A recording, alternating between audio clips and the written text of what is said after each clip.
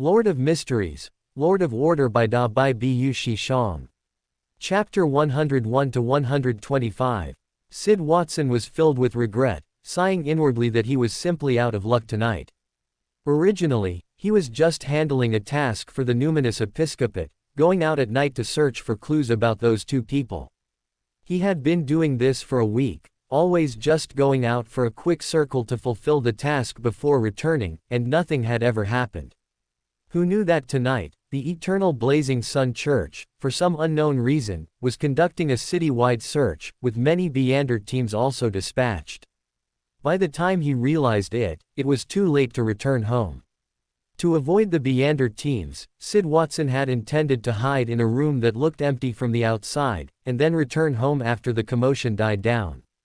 However, as soon as he climbed in through the window, he saw the two people opposite, who were clearly in an abnormal state. And upon closer inspection, he realized they were precisely the two so-called deserters that the numinous episcopate and the Rose School of Thought were jointly searching for. Those were individuals being personally hunted by a Sequence 5 powerhouse. As a Sequence 8 gravedigger with no combat experience and no powerful mystical items, Sid Watson decisively whispered a honorific name, praying for help. Sharon, suppressing the surging malice in her heart, and Marich, who had collapsed to the ground fighting the malice within him, both stared at the black-clad man across from them, who was making strange movements. An eerie atmosphere enveloped the room. Sharon frowned, intending to knock out this unknown wild Beander across from her and move to another room to continue avoiding the search. Just as she was about to act, the malice in her eyes almost leaked out, and she could only concentrate on suppressing the malice and murderous desire in her heart. Originally, she and Marich had planned to secretly infiltrate Port Kaiser, lie low for a while, and find an opportunity to leave the southern continent for the northern continent. But before they even reached Port Kaiser, they were discovered by a bishop of the Eternal Blazing Sun Church who was accompanying an archbishop on an outing. He was a Sequence 5 priest of light. The Sun Pathway's suppression of the prisoner pathway, coupled with their existing injuries, instantly put Sharon and Marich in a perilous situation. Under duress, Sharon placed the Wraith Beander characteristic onto her dagger, artificially creating a sealed artifact. Fortunately, fate favored them this time. The sealed artifact retained the abilities of Mirror Flash and Shadow State, which they used to successfully escape and blend into Port Kaiser. However, this sealed artifact, which Sharon called the Wraith Dagger, also retained a stronger curse. When used, everyone would have their inner malice stimulated, becoming increasingly bloodthirsty and insane, while other negative effects, such as zombie-like transformations, were hardly worth mentioning. Through the prayer light, Aaron's elevated status allowed him to directly see the invisible connection between the dagger on the ground and Sharon. He also noticed the strange mark on Sharon's palm, which exuded the aura of a high-level existence. It must be a remnant of Rynette Tinacare, the leader of the Temperance faction. The Temperance faction, huh? After a moment of contemplation, Aaron's pupils turned a mix of gold and black. He slightly raised his hand, and dark golden mist gathered in the palace, forming a magnificent dark golden figure. From the back of the dark golden figure grew pair after pair of huge, pitch-black wings covered in golden patterns, a full 12 pairs.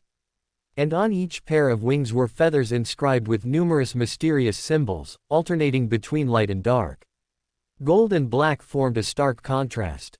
Under Aaron's command, the massive figure spread its wings, obscuring the wide dome of the majestic palace, and directly plunged into the prayer light. Sharon and Sid Watson felt as if they saw a dark golden figure with 12 pairs of wings on its back. Sharon had no time to be surprised, she only saw the illusory, overlapping dark golden wings envelop herself, Marich, and the man opposite them, and all abnormalities vanished. The malice and bloodthirsty desire that were about to erupt due to the negative effects of the Wraith Dagger also dissipated. Sharon and Marich felt a lightness throughout their bodies, as if a shackle had been temporarily removed, and their mental state significantly improved. As a student of Rynette Tinacare, Sharon clearly knew more. Although her expression remained unchanged, she scrutinized the man opposite her with vigilant eyes. 12 pairs of wings on his back. Did he receive the blessing of an angel? After a long silence, Sid Watson grew somewhat tired of the two people's scrutiny and the atmosphere, but he also had no intention of handing these two over to the numinous episcopate. Not to mention he lacked the strength, but the lady opposite had clearly seen the figure just now. If they were truly caught by the numinous episcopate, wouldn't his greatest secret be exposed? Moreover, after his prayer received a response, that great existence did not directly eliminate them. This made Sid think deeply. After a moment of hesitation, he tentatively spoke. Sharon. Marich. Temperance faction. Sharon did not answer, merely nodding calmly. Seeing a response, Sid then suggested. I have no ill intentions, which you should be able to feel. I can provide you with a temporarily safe place. If you trust me, just follow me. Sharon pondered for a moment, recalling the illusory figure with 12 pairs of wings in her teacher's illusory, fragmented figure. Her eyes gradually firmed. Without further hesitation, Sharon nodded, picked up the wraith dagger that had fallen to the ground, and followed behind Sid with Marich. They walked through streets and alleys, evading the search, and finally arrived at a warehouse near the dock area of Port Kaiser. In the southern district of Port Kaiser, a man dressed in a bishop's robe held a compass-like object and was heading in a certain direction when he suddenly frowned and stopped.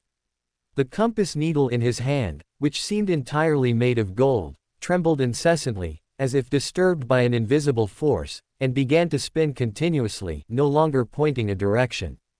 He grimly put down the compass in his hand and said to the few clergymen behind him, "Search in this direction for me." After confirming that the three had escaped pursuit, the prayer light gradually dissipated, and Aaron withdrew his gaze, thinking to himself.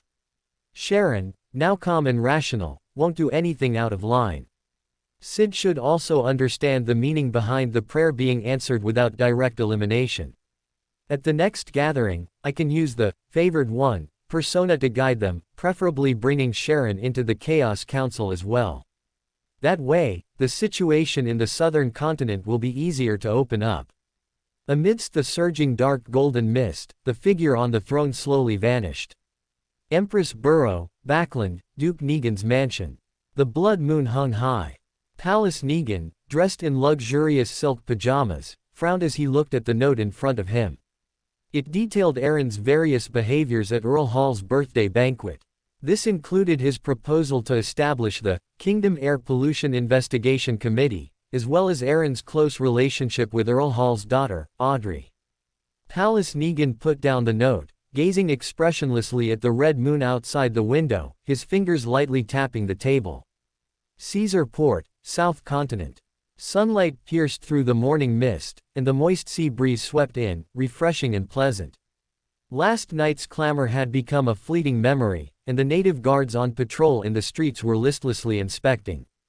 After losing track of the clues, the Eternal Blazing Sun Church gave up on the citywide search, leaving only a guard team composed of local natives to be responsible for vigilance and strictly checking the identities of people leaving the port. Sid Watson, dressed in the attire of a South Continent native noble, pushed the door open from outside, smiled, and placed 2 Dixie pies on the table, saying to Sharon and Marich, "They have given up the search. Those Intis people threw the job to the local guard team, so there's no need to worry anymore. As long as we lay low for a bit, I can get you out." Sid hesitated for a moment before continuing, "The Eternal Blazing Sun Church might not disturb the order of Caesar Port for your sake, but the Rose School of Thought and the Numinous Episcopate, they." Sharon's expression remained unchanged. Her clean black Gothic court dress made her face appear even paler, while Marich silently stacked various shapes with playing cards. "I used a method left by my teacher and just made them lose a sequence 5 wraith. The situation is tense now, so at least there won't be any major movements in Caesarport recently." Sharon did not mention the winged figure from last night, and Sid did not ask what method Sharon used to escape the pursuit of the Rose School of Thought and the Numinous Episcopate. A tacit understanding was reached between them. Bernadette, wearing a white Intis-style shirt and a dark black jacket, and an old-fashioned black soft hat, appeared at the dock, with a fine mesh veil hanging down to cover her face. The guards at the port checking and the passing merchants and passengers seemed not to see this lady, automatically avoiding her without realizing it. Bernadette looked at the guards at the dock, then gazed into Caesar Port City. Her blue and deep eyes showed a thoughtful expression, and her figure faded and disappeared. 67 East Wall Street, Caesar Port Area, Sea Shark Tavern, basement. Bernadette's figure appeared. As the candlelight flickered, several Oravi Island members in warlock robes, who had been somewhat vigilant, saw that it was their leader and put down the scrolls they had already picked up, bowing in salute. A moment later, accompanied by footsteps, a man dressed as a bartender, in a mixed Intis and South Continent style, walked quickly into the basement. It was Galen Lin, the owner of the Sea Shark Tavern, and also the person in charge of Oravi Island in Caesar Port, a sequence 6 inches scrolls professor.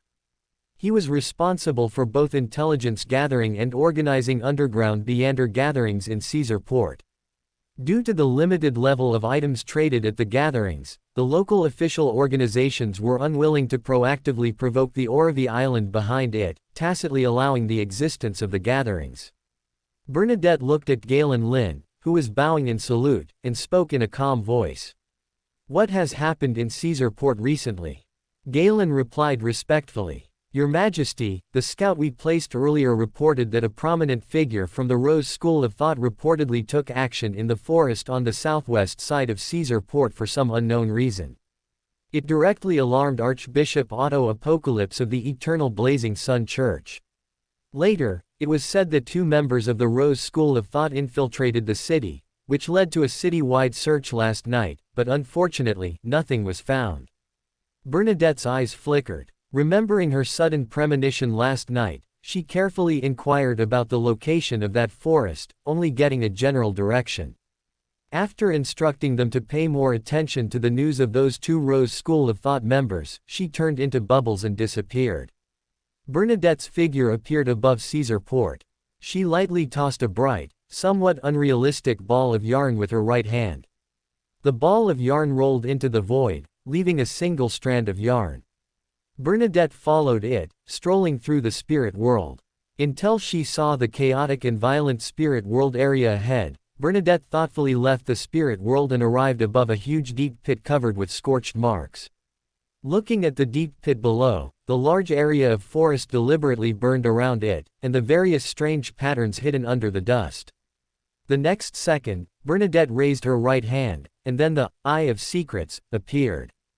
At the same time, her skin instantly turned as white as snow, her lips as red as blood, and her hair as black as ebony. In her hand, there was an illusory, ancient mirror. This was Snow White, from fairy tale magic.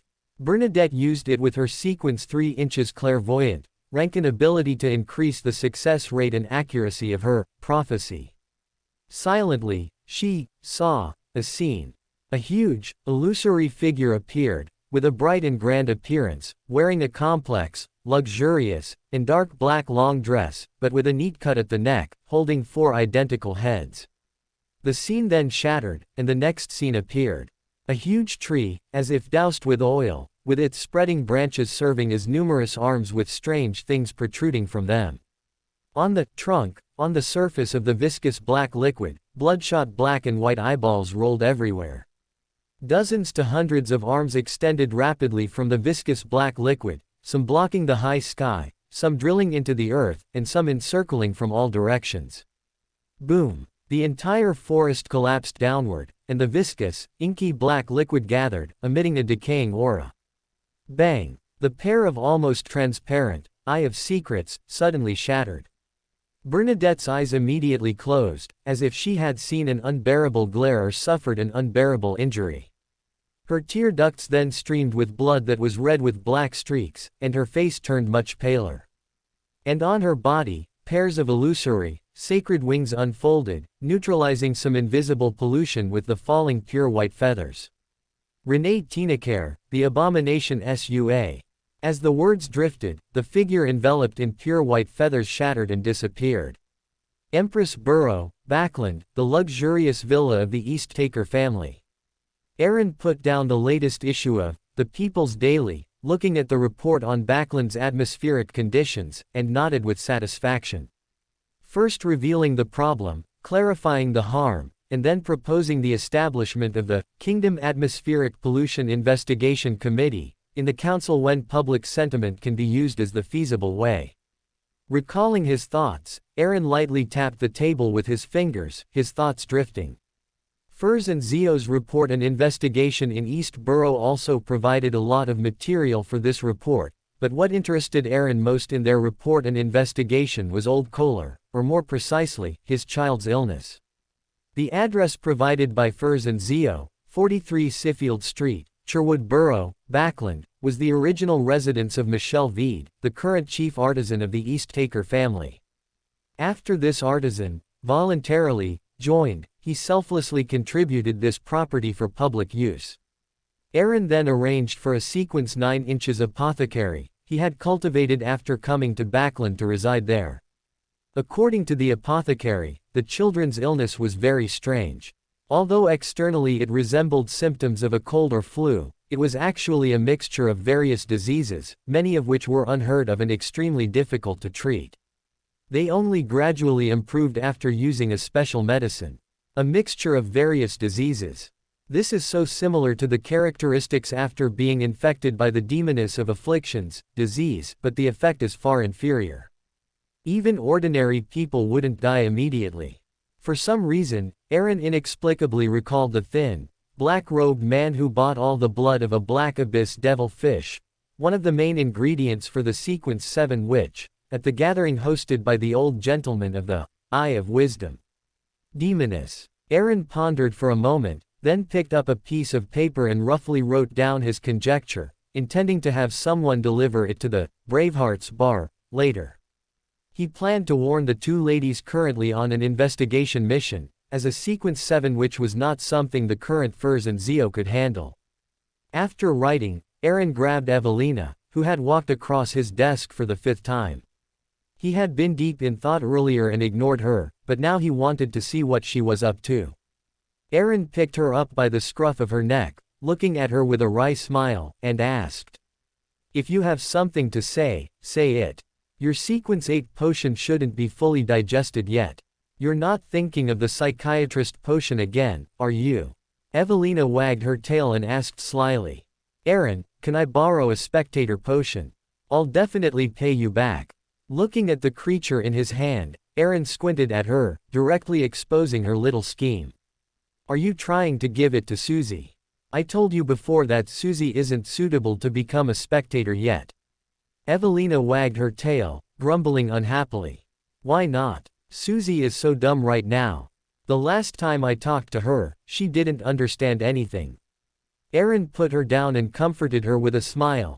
"There will be a chance in the future, don't be impatient." Exactly, you little cat are really impatient." Before Aaron could continue, a slightly childish voice rang out.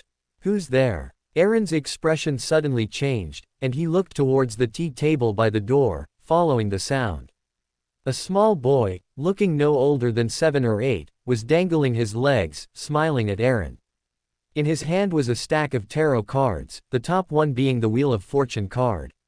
When did he come in? Aaron narrowed his eyes, his body tensing, and his sun ring glowed faintly. The pale gold necklace on Evelina's neck also began to glow. As a spectator, she hadn't even noticed an extra person in the room. The little boy with the tarot cards in his hand jumped off the tea table. Looking at Aaron and Evelina, who were on high alert and ready to strike at any moment, he chuckled and spoke. "No need to be nervous, I mean no harm. I just wanted to see." He paused. This favored one of the night.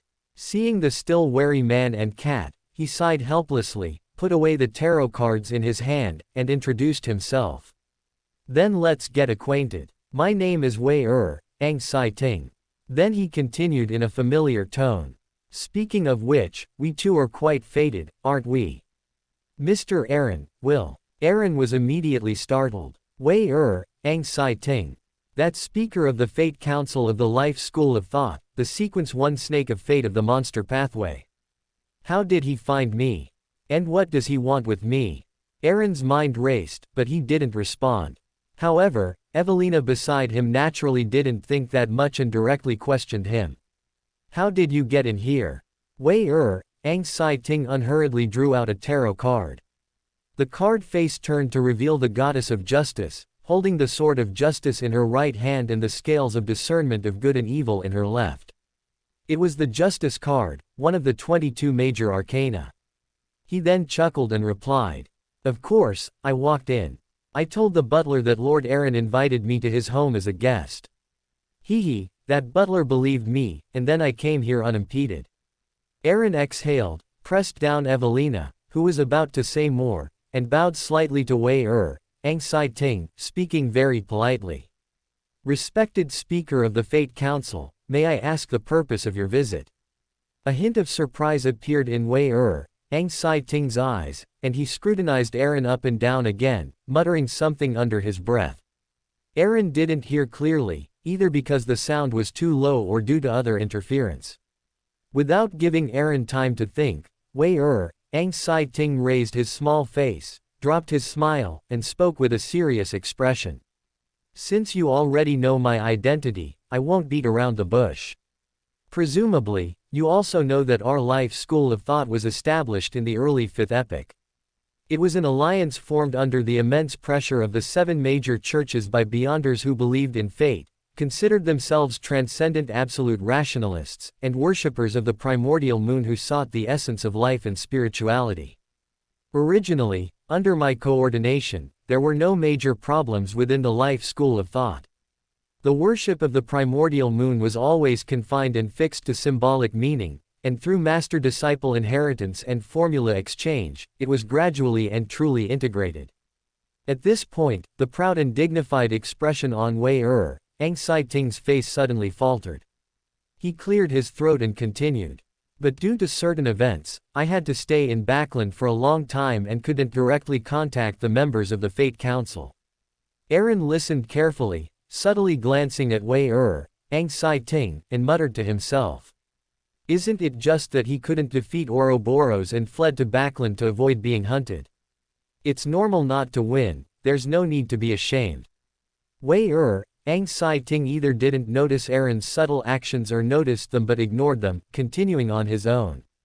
The believers of the primordial moon quickly became fanatical, causing a split with the faction representing fate and even joining the Rose School of Thought. They had fierce conflicts in the southern continent, and this involved a very important sealed artifact. He paused, looking at Aaron's gradually furrowing brow, and spoke with a slight hint of embarrassment. "I hope you can help the Life School of Thought deal with those traitors who joined the Rose School of Thought and hand over that sealed artifact to Richard." Richard is a member of the Fate Council, a Sequence 4 misfortune mage of the Monster Pathway. Aaron fell into thought. Wei Ang Sai-ting seemed to read his concerns and added with a smile. "Of course, I'm not asking you to go to the southern continent right now. Our life school of thought isn't so fragile that it would collapse with one blow." Then, with a mystical expression, he deliberately lowered his voice. "Although many things on your body have been concealed by that existence, preventing me from seeing too much. But I can still feel the fluctuations of fate. You will leave Backland for the southern continent in at most 3 months. 3 months. Aaron couldn't help but frown. Wei Ang Sai-ting chuckled and continued, "So, as long as you complete it within a year, I can promise to act for you 3 times and give you some extra rewards. But due to my own condition, I can only act through a certain medium with limitations. I don't think you'd want to get into another big trouble just because of my intervention, would you?" Aaron thought about Ouroboros, the angel of fate, who had always served the true creator, and nodded slightly, having made up his mind. Seeing this, Wei Ang Sai-ting's tender face instantly broke into a satisfied smile. He put the tarot cards in his pocket, then took out a paper crane folded from white paper and placed it on the table. "This is a paper crane I made myself. If you need help or have any questions, you can write your question on the surface of the paper crane, and I will answer it for you in a safer and more convenient way." Wei Ang Sai-ting spoke in a roundabout, childlike manner, unwilling to be direct. But Aaron didn't mind, because he already knew, wasn't it just a dream consultation? Seeing Aaron reach for the paper crane on the table, Wei Ang Sai Ting quickly added, of course, if you encounter an irresistible danger, you can directly light this paper crane. This will draw my attention. Within my capabilities, even if you haven't completed my task yet, I can act for you once in advance. Aaron's eyes lit up, and he quickly put away the paper crane. This was indeed a good item. After Aaron put away the paper crane, Wei Ang Sai Ting hummed a tune, jumped off the sofa, patted the clearly bewildered Evelina, and walked towards the door. Aaron's eyes flickered, and he quickly walked to the door, blocking Wei Ang Sai Ting, retaining him with a smile. My chef was specially transferred from East Tacker County and makes many exclusive ice cream recipes. And I can guarantee that even in many high-end restaurants outside, you won't taste such delicious ice cream. I wonder if Mr. Speaker would be willing to try some. Wei Ang Sai Ting's tender face showed a strange smile. He glanced at Aaron, shook his head slightly, and said, all gifts of fate are secretly marked with a price. Just when Aaron thought he was going to refuse, Wei Ang Sai Ting chuckled and added, however, I am willing to try the ice cream that Lord Aaron praises so highly. Backland Factory District, in a slightly dim basement. A sweet-looking young woman with a fierce look between her brows stood with her hands down, her fists clenched, her shoulders trembling slightly, and a dark green ring on her right middle finger. Quinn, mock, even venting desires and releasing pain needs to be timed. Don't you know that this period is crucial for our cult's important mission? A mysterious figure in a black hooded robe walked out of the shadows in the corner, her voice clearly feminine. Quinn, mock lowered her head to prevent anyone from seeing the distorted expression on her face, suppressing her emotions as she argued, I just used the ring you made to let those damned commoners feel the taste of pain. I did it very discreetly, deliberately reducing the power of disease spread and disguising it as an ordinary infectious disease. Looking at Quinn, mock, who was still arguing, the woman in the black robe said indifferently, it seems you still haven't adapted to life after becoming a witch. Stay away from those factories in the future. You may leave. Quinn, mock clenched her fists, her nails digging into her flesh, but she left silently. In the dim basement, a mirror glowed slightly, and, despairing Nightingale, Panatia, wearing a plain white robe and with her hair loosely tied up, emerged. She was holy, dignified, untouched by a speck of dust, with a bright and radiant appearance that made one's eyes light up, adding a touch of introverted and lazy temperament to her. Panatia played with her hair with her right hand, a captivating smile on her face as she looked at the black-robed woman respectfully standing beside her. She chuckled, revealing an ineffable charm and seduction. Nader, Mana, does she know our plan? Nader, Mana took off her black hood, revealing an equally beautiful face, and replied respectfully, she does not know our plan, she is only responsible for some auxiliary work of population abduction. Panatia nodded slightly and continued, she is no longer suitable to be a vessel for our Lord's descent. Once this matter is concluded, you will leave Backland and find a better vessel. Nader, Mana responded respectfully, without surprise. Backland, Empress Burrow, in Aaron's study. The desk, made of fine golden silk wood, was covered with empty boxes. All 5 different flavors of ice cream had been eaten by Wei Ang Sai Ting. He put down the last empty box, let out a satisfied burp, and nodded, your chef's ice cream is quite good. It's just a bit too sweet. Seeing that he had finished eating, Aaron sat beside him with a smile, taking out a stack of white paper and a small bottle with subtle special patterns on its surface from behind him. Looking at Wei Ang Sai Ting's, I knew it, expression, Aaron cleared his throat, you just mentioned in those conditions that you could act 3 times and give some rewards. So I'd like to take some of the reward in advance, such as folding a few more paper cranes, and a drop of your mythical creature's blood. Wei Ang Sai Ting sat up from the sofa with a whoosh, glaring at Aaron and pointing at the empty boxes on the table. Although he said nothing, the meaning was clear. Aaron, thick-skinned, kept his smile as if he hadn't seen it. Since he was willing to act in advance, paying a little reward in advance was certainly not an issue. Looking at Aaron's smile, Ang Sai-Ting's mouth twitched. He silently took the white paper and folded 2 more paper cranes. Looking at the little boy sitting on the sofa, folding paper, Aaron always had the illusion of exploiting child labor. He quickly shook off the inexplicable thought that had appeared in his mind. Just as Ang Sai-Ting's hand stopped folding paper, Aaron was about to shamelessly ask for a few more paper cranes.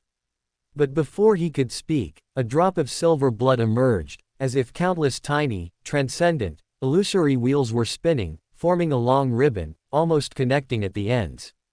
Just by looking at it, Aaron felt as if he had lost the ability to think, only feeling all his thoughts repeating themselves. He quickly shook his head and put the serpent of fate, blood, which had clearly been sealed and processed, into the special small bottle. After Aaron had dealt with the matter, he was startled to find that Ang Sai-Ting, who had been sitting on the sofa, had long since disappeared, and all the empty ice cream boxes were also gone, leaving only 2 paper cranes sitting alone on the table. Aaron looked at the tidy desk and placed the original paper crane and the small bottle containing mythical creature blood on it. Looking at the items on the desk, the smile on Aaron's face had long disappeared, and he began to ponder the true purpose of the Snake of Fate's visit. First, Ang Sai-Ting, due to Ouroboros's interference, was forced to restart his life, infiltrating Backland to escape pursuit. The Snake of Fate can reincarnate while retaining his original consciousness and memories, reborn and growing as an infant. Although this restart resets his madness and significantly reduces the Snake of Fate's need for anchors, the disappearance of a large number of anchors would definitely cause his state to plummet. Years later, the life school of thought declined to the point of hiding and being pursued by various forces, and Ang Sai-Ting at that time was sickly and in poor condition, possibly affected by the anchors. Restarting again to become Dr. Allen's child might also be a consideration to restart, reduce the need for anchors, and stabilize his own state. Coming to me, a favored one of the Evernight Goddess, he probably wanted to sound out the Evernight Goddess's thoughts through my attitude at this crucial juncture of the life school of thought's internal strife. And as a sequence 1, the Snake of Fate, who is most likely to see through my uniqueness, Ang Sai-Ting only referred to me as a favored one of the Evernight Goddess, without mentioning anything else. This at least indicates that the hidden state provided by the Evernight Goddess is sufficient to conceal my special nature before a true god or a king of angels accommodating a uniqueness appears in the Black Emperor pathway and Judge pathway. With a certain idea in mind, Aaron reined in his diverging thoughts, looked at the 3 paper cranes and the bottle filled with silver blood on the table, curled his lips, and muttered, "How stingy." In an empty room, Ang Sai-Ting's figure appeared out of thin air, and a pile of empty boxes instantly appeared in the trash can in the corner. Recalling the scene of their meeting just now, and his feelings after observing that favored one of the Evernight Goddess up close, Ang Sai-Ting frowned, pondered for a moment, and then took out his tarot cards. A silver light flashed in Ang Sai-Ting's eyes, as if illusory silver rings emerged. A moment later, a familiar scene reappeared, with 4 tarot cards laid flat on the table, face up. At the top was the Judgment card, the Emperor card was at the bottom, and on the left and right were the Star card and the Wheel of Fortune card respectively. Looking at this slightly peculiar combination, Ang Sai-Ting frowned deeply and repeated a few times in a low voice, "Aaron will." At 12 a.m. on Friday, within the magnificent temple enveloped in dark gold mist, figures emerged one after another. Under Aaron's lead, everyone bowed to the great existence on the throne before the Chaos Council began. 5 tail feathers of a flame-feathered bird, 200 pounds, Checkwald's eyes glowed slightly as he spoke directly. This was one of the auxiliary materials for the Sequence 7 Pyromaniac, and he had arrived in North Bangkokwa City yesterday with the God of Knowledge and Wisdom Church's merchant caravan. He had already purchased the other auxiliary material, Magma Heart Powder, at a local Beander gathering, leaving only the flame-feathered bird's tail feathers unbought. As for the main material for the potion, he intended to use the Beander characteristic his father left him. In his view, this was more like a legacy, a continuation of spirit and will. Ever since he learned that Feilun Edis was preparing to advance to Sequence 7 Seafarer and had successfully joined Iceberg Admiral's fleet, he had felt a sense of urgency. As someone with an extremely proud heart, he never believed he would fall behind others, so even though he hadn't fully digested the Provoker potion, he began collecting materials. Louise Sears slightly raised her hand, completing the transaction. Aaron nodded inwardly. As the future heir of the East Taker family, who controlled the Hunter pathway, he naturally had the auxiliary materials for the Hunter pathway. However, unless there was no one else to respond, he generally wouldn't speak. Aaron still hoped that the members of the Chaos Council would strengthen their connections. Seeing the two complete their transaction, Feilun Edis also spoke in a deep voice. A pair of ghost-faced sea shark eyeballs, 600 pounds. This was one of the main materials for Sequence 7 Seafarer. After learning that he was about to advance to Sequence 7, Iceberg Admiral Edwina Edwards clearly informed him that her collection had the other two auxiliary materials and another main material, only lacking the ghost-faced sea shark eyeballs. Moreover, as long as Feilun Edis made sufficient contributions in the upcoming exploration missions, she could sell these materials at a low price, or even give them to him for free as a reward. Seeing the others around him remain silent, Feilun Edis looked at Mr. Favored One not far away with an expectant gaze. Aaron looked at the expectant gaze and, after thinking for a moment, realized that there really didn't seem to be any ghost-faced sea shark eyeballs in the warehouse. However, Aaron immediately remembered that he seemed to have a Sequence 6 Wind-blessed Beander characteristic, which Louise Sears had sacrificed to exchange for that Sequence 6 Blood Clan Baron Beander characteristic. I can use the Sun-chasing staff to extract the excess Beander characteristic from that Wind-blessed, and the Seafarer Beander characteristic within it can be sold to Feilun Edis, which directly saves him the main material. Having made up his mind, Aaron spoke calmly. I don't have ghost-faced sea shark eyeballs, but I have a Seafarer Beander characteristic, 1,000 pounds. Feilun Edis, who had been somewhat disappointed, instantly brightened. He currently only had 600 pounds in savings, and the remaining 400 pounds could be borrowed from Danitz. Watching the two gentlemen quickly complete their transaction, Louise Sears's eyes showed obvious fluctuations. She wanted to speak but held back. Now that she had become a Blood Clan Baron, what she most desired was, of course, the Sequence 5 Blood Clan Viscount Beander characteristic. However, a normal Sequence 5 Beander characteristic would cost at least 8,000 pounds or more, and a relatively rare Blood Clan Viscount Beander characteristic like this would often have a significant premium. To put her dilemma in simpler terms, she was short on money recently. Even if the knowledgeable and kind Mr. Favored One sold the Blood Clan Viscount Beander characteristic at a low price of 8,000 pounds, she couldn't afford it. When she first arrived in Backland, she still had over 4,000 pounds in cash, but due to socializing and making connections with the Sanguine in Backland, most of that cash had already been spent, leaving less than 1,000 pounds. But in reality, her true assets were much higher than when she first arrived in Backland. As such a young Blood Clan Baron, and a descendant of Earl Mistral, many Sanguine gave gifts when attending parties.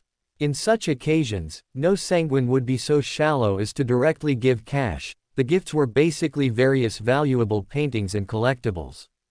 But she couldn't just sell off these valuable paintings and collectibles given by elders or peers. How rude would that be? At least she had to wait for some time, not sell them immediately after receiving them. Moreover, Backland was only so big. If news of her reselling gifts got out, as a proud Sanguine, Louise felt she couldn't afford to lose face. Of course, there were always some Sanguine who would be unconventional. Louise remembered that among those gifts, there was also a very beautiful doll, which seemed to be given by a guy named Emlyn White. If worst comes to worst, I'll sell that doll first. Sigh, I've never realized how poor I am. I need to find a way to make money. Louise's thoughts gradually diverged. Welcome to Fanfic Audiobook, your go-to place for immersive audiobooks. If you enjoy the content, don't forget to like the video and subscribe to our channel for more amazing stories. And please support the author by link in description. Sid Watson, not noticing the lady beside him, had zoned out. His eyes flickered, but he did not speak. He had only just become a Sequence 8 gravedigger last week, and he hadn't digested the potion much yet. Originally, he wanted to buy a Sequence 7 potion formula, but the Sequence 7 formula was around £800, which was a bit too expensive for him. But even if he couldn't afford it temporarily, he should at least inquire about the potion's name. It better not be something like Corpse Collector or Gravedigger again. However, during his conversation with Sharon earlier today, he unexpectedly learned the name of his next sequence, Psychic, and Sharon was also willing to use the Psychic potion formula as payment for Sid helping them leave Caesar Port. As a long-established local noble family, even though they had declined, their prestige remained. Moreover, the Eternal Blazing Sun Church might have gathered some clues, as the previously strict searches had been cancelled, and all port inspections were handed over to the guard team, showing an attitude of giving up and not wanting to interfere. Based on these circumstances, Sid was confident he could handle the local guard team and get Sharon and Marich onto a ship, so he abandoned his original plan and stopped asking to buy the formula, looking forward even more to the upcoming discussion session. After the two transactions were completed, seeing that no one continued to speak, and noticing the eager expressions on the faces of many members, Aaron announced the start of the discussion session. Sid spoke first, giving a rather detailed account of how Sharon and Marich of the Rose School of Thought had evaded pursuit in Caesar Port with his help. With Sid's account from the previous gathering, the other members were already familiar with Sharon and Marich, knowing that they were defectors from the Rose School of Thought, and listened with great interest. The night a few days ago, Czech immediately recalled the abnormal behavior of the God of Knowledge and Wisdom Church caravan that night and the appearance of that archbishop. After thinking for a moment, he also brought up the matter. Looking at the members' expressions, which were sometimes enlightened and sometimes puzzled, even Sid, who had initiated the topic, did not fully understand Sharon himself, only knowing some superficial knowledge.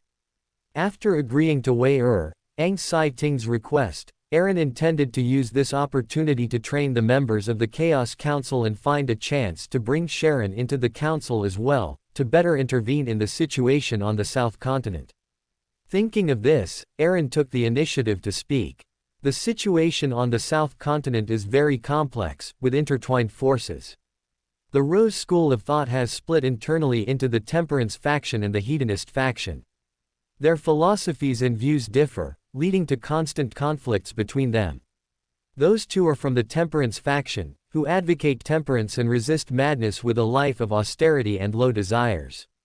The Temperance faction believes that desires must always be suppressed in the heart, like underground fire and magma, waiting for the critical moment to erupt and produce terrifying power. And those abnormal hedonist faction members believe that indulging desires helps to improve one's will, and many people indulging together can influence each other, adding fanaticism, allowing their state to reach its peak. Now, the leader who had always protected the Temperance faction has fallen, and the Hedonist faction has completely gained the upper hand, with the remaining members of the Temperance faction being hunted down. Aaron briefly introduced the situation on the South Continent and the Rose School of Thought, but he did not go into detail. After all, more in-depth content required payment, and he also showed a hostile attitude towards the Hedonist faction of the Rose School of Thought. After speaking, looking at the members with various expressions, Aaron thought for a moment and added. Recently, due to the internal split within the Life School of Thought, some members who believe in the primordial moon have defected and joined the Rose School of Thought, and many artificial vampires among them have indulged their desires and completely degenerated. Primordial moon, artificial vampire. Louise showed a look of disgust. Already repulsed by indulging desires, she grew even more disgusted with the Rose School of Thought for taking in those artificial vampires who believed in the primordial moon. As for the Life School of Thought mentioned by Mr. Favored One, she had learned about it in the Mistral Earl family's 5th epic general history of the Northern Continent. She knew it was a newly established secret organization in the fifth epoch, mastering the monster pathway and part of the apothecary pathway, but she hadn't expected such an organization, passed down in a master-disciple format, to also fall apart. The atmosphere immediately became silent, everyone lost in their own thoughts. After a moment, seeing no one else speak, Aaron's spirituality stirred, and a soft tapping sound immediately came from the throne. A grand and majestic voice rang out, "You may tell Sharon my honored name, and tell her that I can help Renee Tinacare revive and help her fight Sua." Checkwald was stunned for a moment, then quickly reacted and hurriedly bowed in response. The other members' hearts trembled. Although they currently didn't know who Renee Tinacare and Sua were. The pronoun, her, was enough to explain everything. That was an angel, and an existence capable of fighting her was naturally also an angel. 2 angels in total. The members, who were all only of low to mid sequences, suddenly found themselves out of their depth with such high-level topics. For a moment, they looked at each other and remained silent. In this atmosphere, Aaron manipulated the phantom on the throne to end the gathering. Dark golden light surged, and silence returned to the magnificent temple. Northeast of the violent sea, somewhere in the waters east of Harmon Harbor. The weather was somewhat gloomy, the sun obscured by dark clouds, and the sea wind raged. The Golden Dream crew members, having finished their lessons for the day, all ran to the deck for a break. Feilun Edis poked Danitz beside him, poking him several times before Danitz reluctantly pulled his gaze away from the captain, thinking to himself, the captain is in a pirate teacher style today, so beautiful. Then he turned back and glared at Feilun in dissatisfaction. You better have something important, or I'll show you the power of a pyromaniac. As he spoke, a fire crow appeared in his hand, and he raised his hand in a threatening gesture. Feilun pouted, but since he needed a favor, he chuckled and put his arm around Danitz's shoulder, saying, "Danitz, lend me 400 pounds. How about I return you 450 pounds in a month?" Danitz almost jumped up. "Bullshit, 400 pounds, you really think I'm a local tycoon? Where would I get 400 pounds? Feilun said with a smile, who doesn't know that Blazing Danitz is wealthy? Tin Bucket and the others can testify, you know. Tin Bucket, you 2 traitors, you 2 just wait for me. Danitz gritted his teeth inwardly, outwardly pretending not to hear. Seeing this, Feilun cleared his throat and walked towards the captain's cabin, muttering to himself. I heard that someone on our ship is always staring at the captain. Could it be that they have ill intentions towards the captain? I should report this to the captain properly. Maybe the captain will reward me with a few £100. Danitz perfectly demonstrated the hunter's agility, his figure instantly appearing in front of Feilun, saying with a wide smile. Look at what you're saying, where are these ill intentions? It's just borrowing money, with our brotherhood, it's absolutely no problem. Let's not trouble the captain with such a small matter. Danitz enthusiastically embraced Feilun, leading him away from the captain's cabin and into his own room within the ship's hold. Danitz stood at the doorway with a constipated expression, looking at Feilun, and said through gritted teeth, "Wait here, don't run around. I'm going to get the money." A moment later, the door opened, and Danitz walked out holding a small box, his face full of reluctance. Feilun's eyes lit up, not caring about anything else. He reached out to take the box but grabbed air. Danitz skillfully pulled the box back and took out an IOU from his arms. He handed it to Feilun and said, "Words alone mean nothing. Write your name on this IOU. You have to pay me back 450 pounds next month. This is what you said yourself." Feilun readily wrote his name on the IOU and snatched the small box from Danitz's arms. Looking at Danitz's reluctant gaze, Feilun coughed lightly. "It's only 400 pounds, and I'm not saying I won't pay you back. Next month you'll earn an extra 50 pounds. Shouldn't you be happy?" Danitz snorted, offering no explanation. As the 4th sailor of the Golden Dream, even though the fleet didn't plunder merchant ships and focused more on seeking treasures, the wealth he had accumulated over the years was considerable. However, most of his assets had been converted into real estate, Numbers 12 to 16 Aromatic Tree Avenue in Byam were all his houses.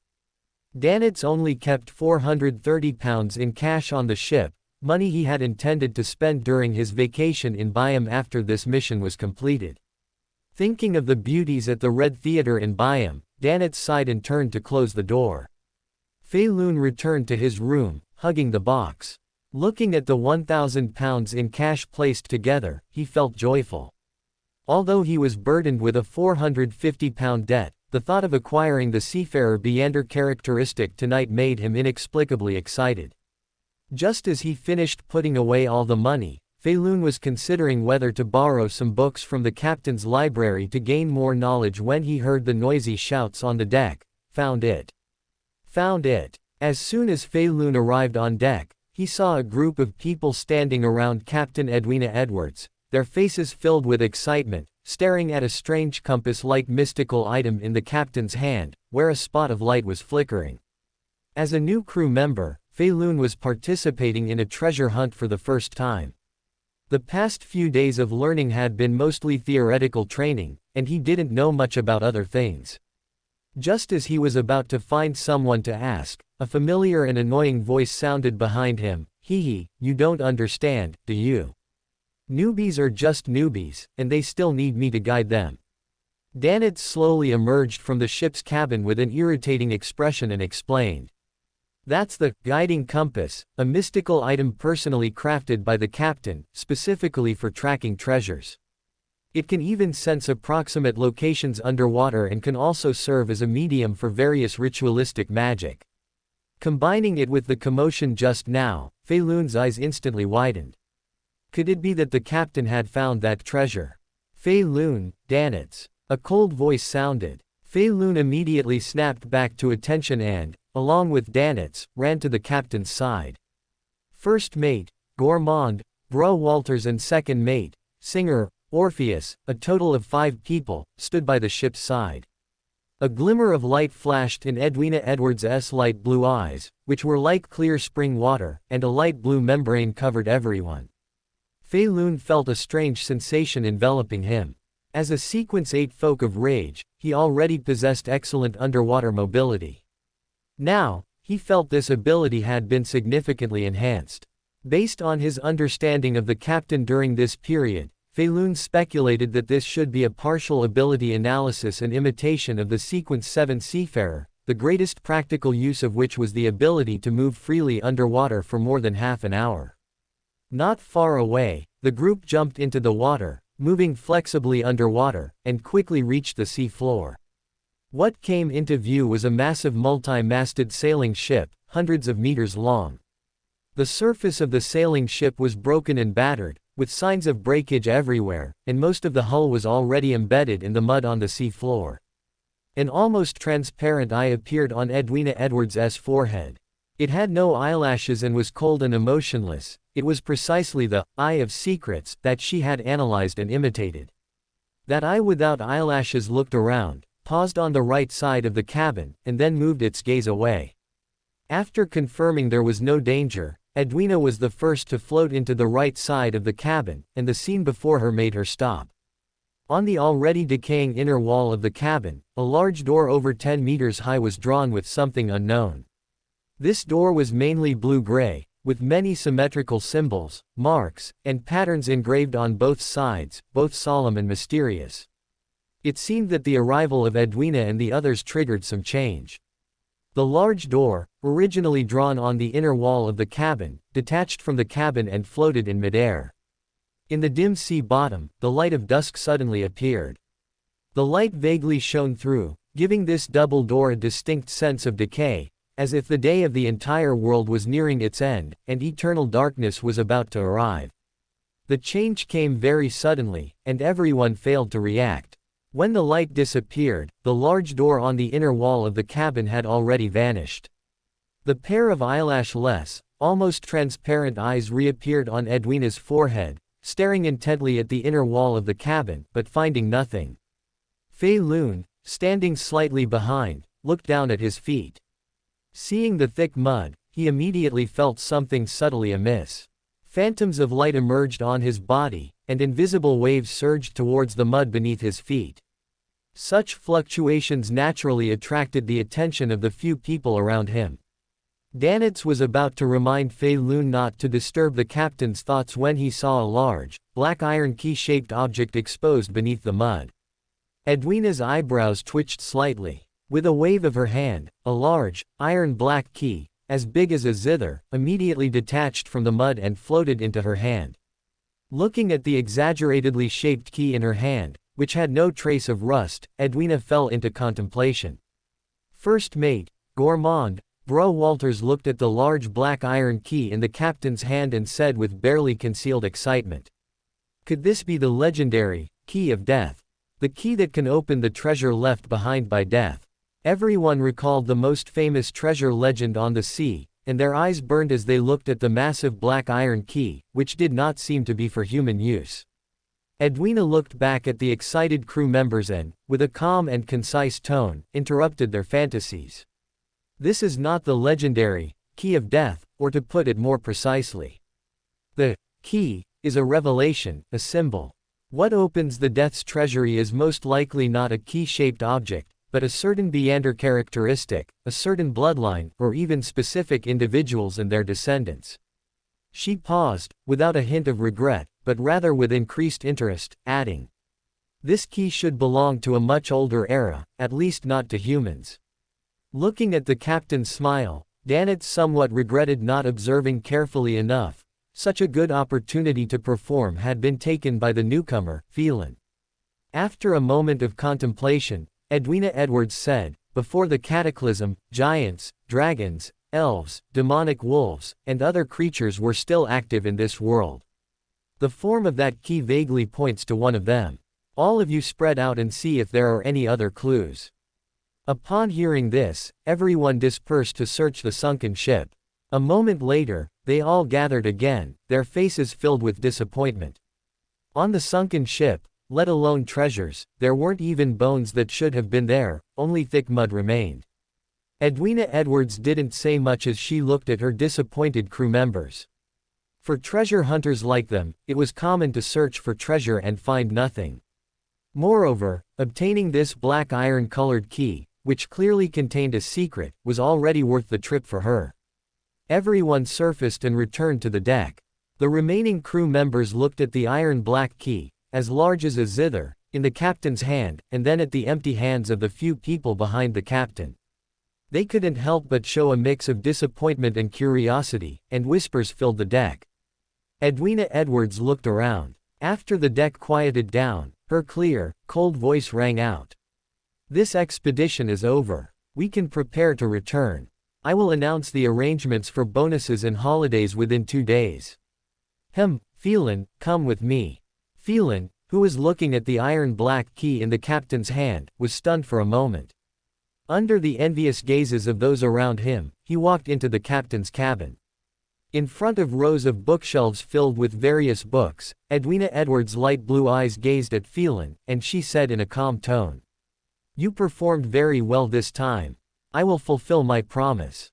One of the main materials for a seafarer, which I promised you last time, can be your reward for this mission. Of course, if you choose that, you won't get a bonus. Phelan opened his mouth, momentarily unsure how to respond. After muttering for a moment, he spoke with some embarrassment. Thank you, Captain, but I don't need that main material for now. Can I exchange it for the auxiliary materials for a seafarer instead? Edwina Edwards' light blue eyes, like clear spring water, gazed at Phelan for a moment. Just as Phelan was wondering whether to explain, her clear, cold voice rang out again, brief and powerful, you may. Phelan held 2 boxes, looking somewhat speechless at Danitz, first mate Brew Walrus, second mate Orpheus, third mate Yodson, and Iron Bucket, who were blocking his doorway. Danitz stared intently at Phelan, speaking first with some urgency, asking the question that the others also wanted to ask. What did the captain want with you? What did you tell her? Seeing through their little schemes at a glance, Phelan said helplessly. She just praised my good performance this time and gave me the reward for this mission early, the auxiliary materials for a seafarer. Seafarer auxiliary materials. Everyone looked at Phelan with strange eyes. Danitz, in particular, remembered the 400 pounds Phelan had borrowed earlier. He's not going to advance to Sequence 7, is he? Damn it, I'm only Sequence 7, Danitz's expression instantly stiffened. Caesar Port, South Continent, Port District. Sharon, with her light golden hair tied in a bun and azure eyes, sat on a sofa, wearing an elaborate and exquisite black Gothic court gown and a small black soft hat.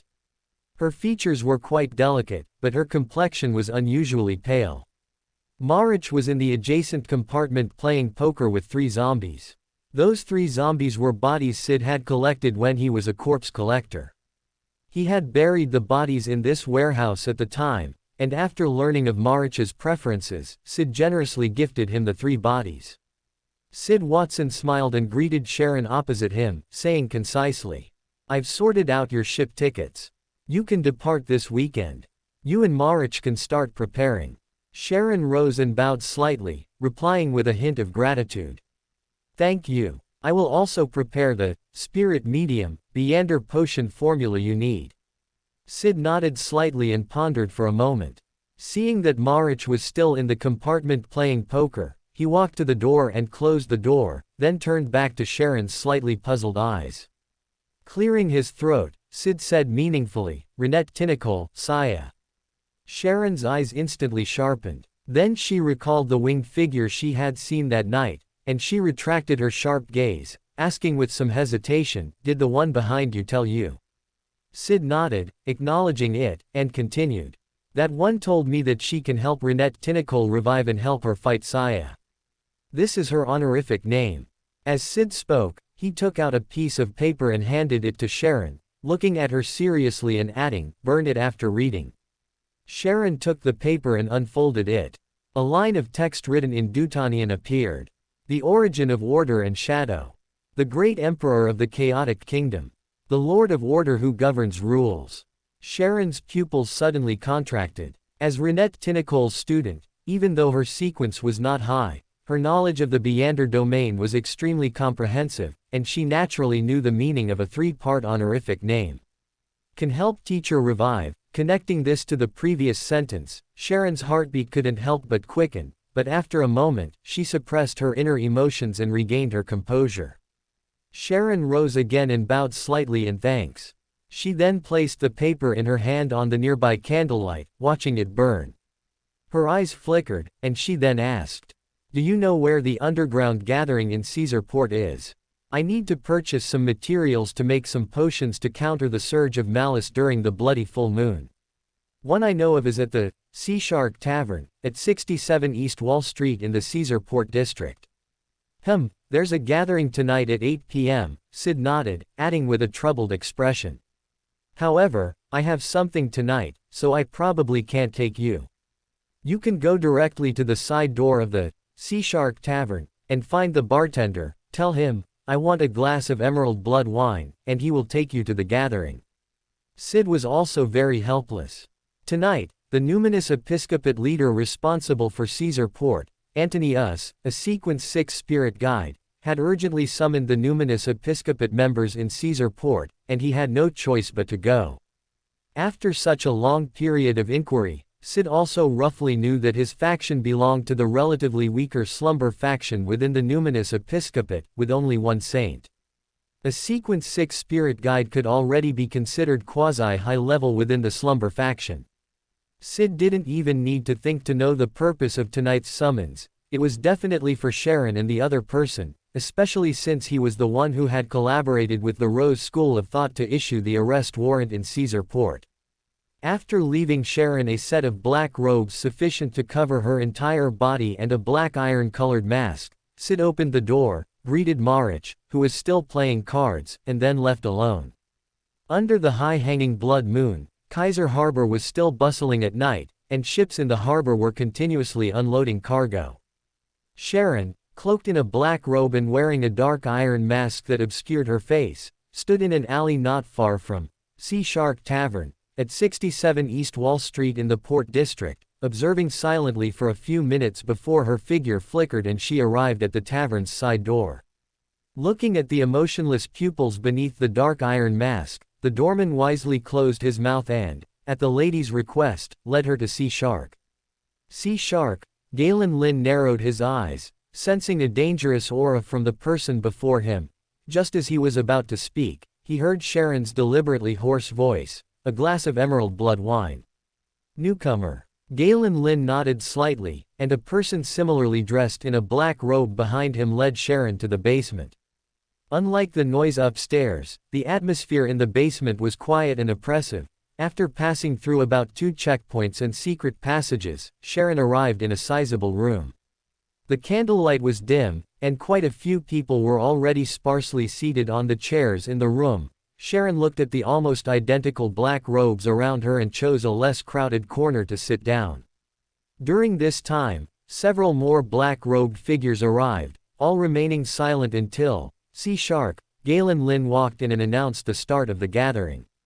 A plump man sitting at the very front, wearing a black robe in the style of a country witch doctor, was the first to speak. "This time I've brought 6 bottles of precious potions, 3 of which can effectively stop bleeding and promote wound healing. Believe me, this is definitely better than getting stitches at a clinic, and it's more discreet and convenient. They'll remain effective for 6 months.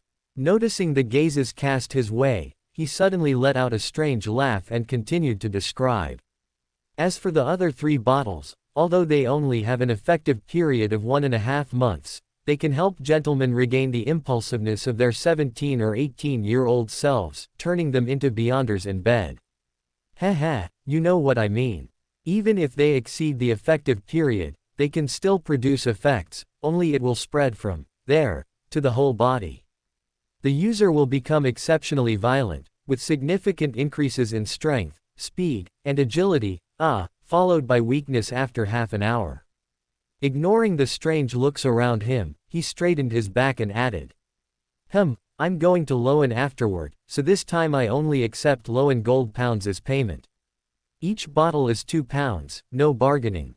Is this an apothecary?" Sharon raised her head with interest, looking at the somewhat irritatingly voiced fat man in front of her. During this time, some people had already made bids, and the 6 bottles of mystic medicine were instantly snapped up. For most wild beyonders, these 2 potions were quite practical. Even if the second potion sounded more bizarre, when used in combat, normal combat, it was equivalent to activating a berserk state, which might just turn the tide. Sharon thought for a moment and spoke in a hoarse, cold voice. "Do you have potions for treating mental derangement, bloodlust, and other issues?" The plump apothecary answered without hesitation, "Yes, tranquilizers. I brought 5 doses to this gathering, 15 souls per dose. Believe me, these are much more effective than what you get in hospitals. I've added some spiritual materials, so they're absolutely worth the price." Sharon paused, silently calculating how many LotM gold pounds she had left, then said, "I'll take 4 doses." The plump apothecary chuckled as he took out another 4 doses of potions and handed them to the attendant. As the attendant approached, Sharon also took out 3 LotM gold pounds of 1 pound denomination and placed them on the tray, simultaneously taking the 4 doses of potions. Feeling the spiritual fluctuations from the potions, she nodded slightly. The subsequent transactions were either successful or failed, but the items traded were limited to low sequence. After acquiring what she wanted, Sharon remained silent, quietly observing. About half an hour later, seeing the gathering fall silent, See Shark, Galen Lin, who had not spoken until then, suddenly announced, "This gathering is over. The winds are tight lately, everyone be careful. Everyone will leave one by one according to the guide." The attendants led people out one by one from front to back. When it was Sharon's turn, the attendant stood still, while Galen Lin personally rose, made an inviting gesture, and then walked ahead. Sharon's eyes narrowed slightly, and her hand under the black robe gripped the Wraith Dagger. Even though its negative effects were significant, it was a powerful escape tool in an emergency. Quietly following behind Galen Lin, walking along the corridor, Sharon suddenly spoke. "Where are you taking me? This isn't the way out." As she spoke, she was fully on guard, ready to act at any moment. Galen Lin didn't turn around and replied calmly, completely unafraid, "A certain lord wishes to see you. Please follow me." Upon hearing this, Sharon's pupils constricted, and without further hesitation, she was about to activate the Wraith Dagger in her hand. However, with a slight exertion of force, the dagger in her hand shattered into a cluster of brilliant foam. The surrounding environment changed accordingly. Clusters of starlight appeared out of thin air, and the figure of a lady, wearing a blouse with a lace floral collar, paired with a knee-length gray skirt and long leather boots, was surrounded by starlight. She wore a soft hat with a fine black mesh veil hanging down, obscuring her face. It was Bernadette. Galen Lin stood respectfully to the side, while Bernadette's azure and profound eyes gazed at Sharon through the hanging fine black mesh veil, toying with the Wraith Dagger in her hand. Sharon felt as if she was looking into a pair of cold, pupil-less eyes, and a sense of powerlessness immediately rose in her heart. The mark on her palm flickered slightly but seemed to be blocked by some barrier, bringing no change. Just as Sharon decided to make a desperate move, Bernadette glanced at the mark on Sharon's palm, and a very textured voice sounded. "You must be Sharon, right? The disciple of that temperance faction leader." What was a question was spoken with absolute certainty. "You can call me Queen Mystic. I believe you should know that name, right? Queen Mystic, the leader of Orvie Island." Sharon felt a slight relief internally, then confusion surfaced. "Since it's not the Rose School of Thought, why are you looking for me?" Noticing the confusion in Sharon's eyes, Bernadette chuckled lightly and tossed the Wraith Dagger back to Sharon. "The guidance of fate has brought us together." As she spoke, an indescribable pressure erupted from this pirate king who dominated the 5 seas, striking directly at one's soul, making it impossible to resist. Bernadette's azure and profound eyes stared intently at Sharon, saying word by word, "Have you heard of Lord of Order?" Lord of Order. That hidden existence pointed to by that honorific name. Sharon's delicate face showed a startled expression, her thoughts racing, and she even forgot to answer. Bernadette looked at the expression on Sharon's face and felt a slight relief in her heart. She had finally found a clue to that hidden existence, and it was not in vain that she had stayed in Kaiser Harbor for several days following the prophecy's revelation. What surprised her was that it had actually become linked with the Rose School of Thought. Bernadette reigned in her terrifying aura from before, and her almost ethereal, lashless eyes also subtly retracted. She asked softly, "How did you know that name?" Seeing Sharon still silent, Bernadette added in a relaxed tone, "I have no ill intentions. I just want to seek an answer, and I don't want to harm anyone." Then, her tone shifted, "As far as I know, there are 2 of you, right? Through you, I can find the location of the other person. Since you know my identity, you should know that I am not exaggerating. Let me guess, is he with the person who told you this name?" Sharon's heart sank, then she thought of her current predicament in her teacher's state. She exhaled slowly and began to speak. "I hope you keep your promise. I only recently learned the title, Order Master, from an honored name I had never heard before. A few days ago, my teacher used her last bit of strength to kill the pursuers. After escaping to Caesar Port, the person who told me the honored name helped us escape the search. That person told me that after chanting that honored name, there would be a chance to help my teacher recover and to resist SUA." Bernadette's eyes flickered slightly, and she did not press further, changing the subject. "Judging by your appearance, you probably haven't chanted that honored name yet. Your current situation is not optimistic. The Rose School of Thought is currently entangled with the Life School of Thought, which is why last time it was only a Sequence 5 Wraith pursuing you. But the appearance of the remaining power of the Temperance faction leader last time has shifted some of the Rose School of Thought's attention. This time, the pursuit will not be so simple." Sharon's expression grew serious as she looked at Bernadette, then after a moment of silence, she said, "Your Majesty, what should I do?" Bernadette smiled, and the surrounding environment suddenly changed. Sharon, in a daze, found herself in a spacious secret room. Emerald green pea vines hung down, and Bernadette sat on a swing made of vines, speaking slowly. "A trade. You chant that honored name, and I want to establish contact with that existence through you. I will be responsible for ensuring your safe departure from the South Continent." After half a moment of contemplation, Sharon finally nodded. Looking at a section of vine that stretched out, she reached out and took the various spiritual materials placed on it. Sharon stood in the corner, and following the standard ritual procedure, lit candles and burned precious essential oils and common herbal powders. A hazy, ethereal atmosphere spread out. Sharon recalled the content of the note, lowered her head, and began to meditate, repeatedly chanting the honored name of Order Master. Source of order and shadow. Great Emperor of the Chaos Kingdom.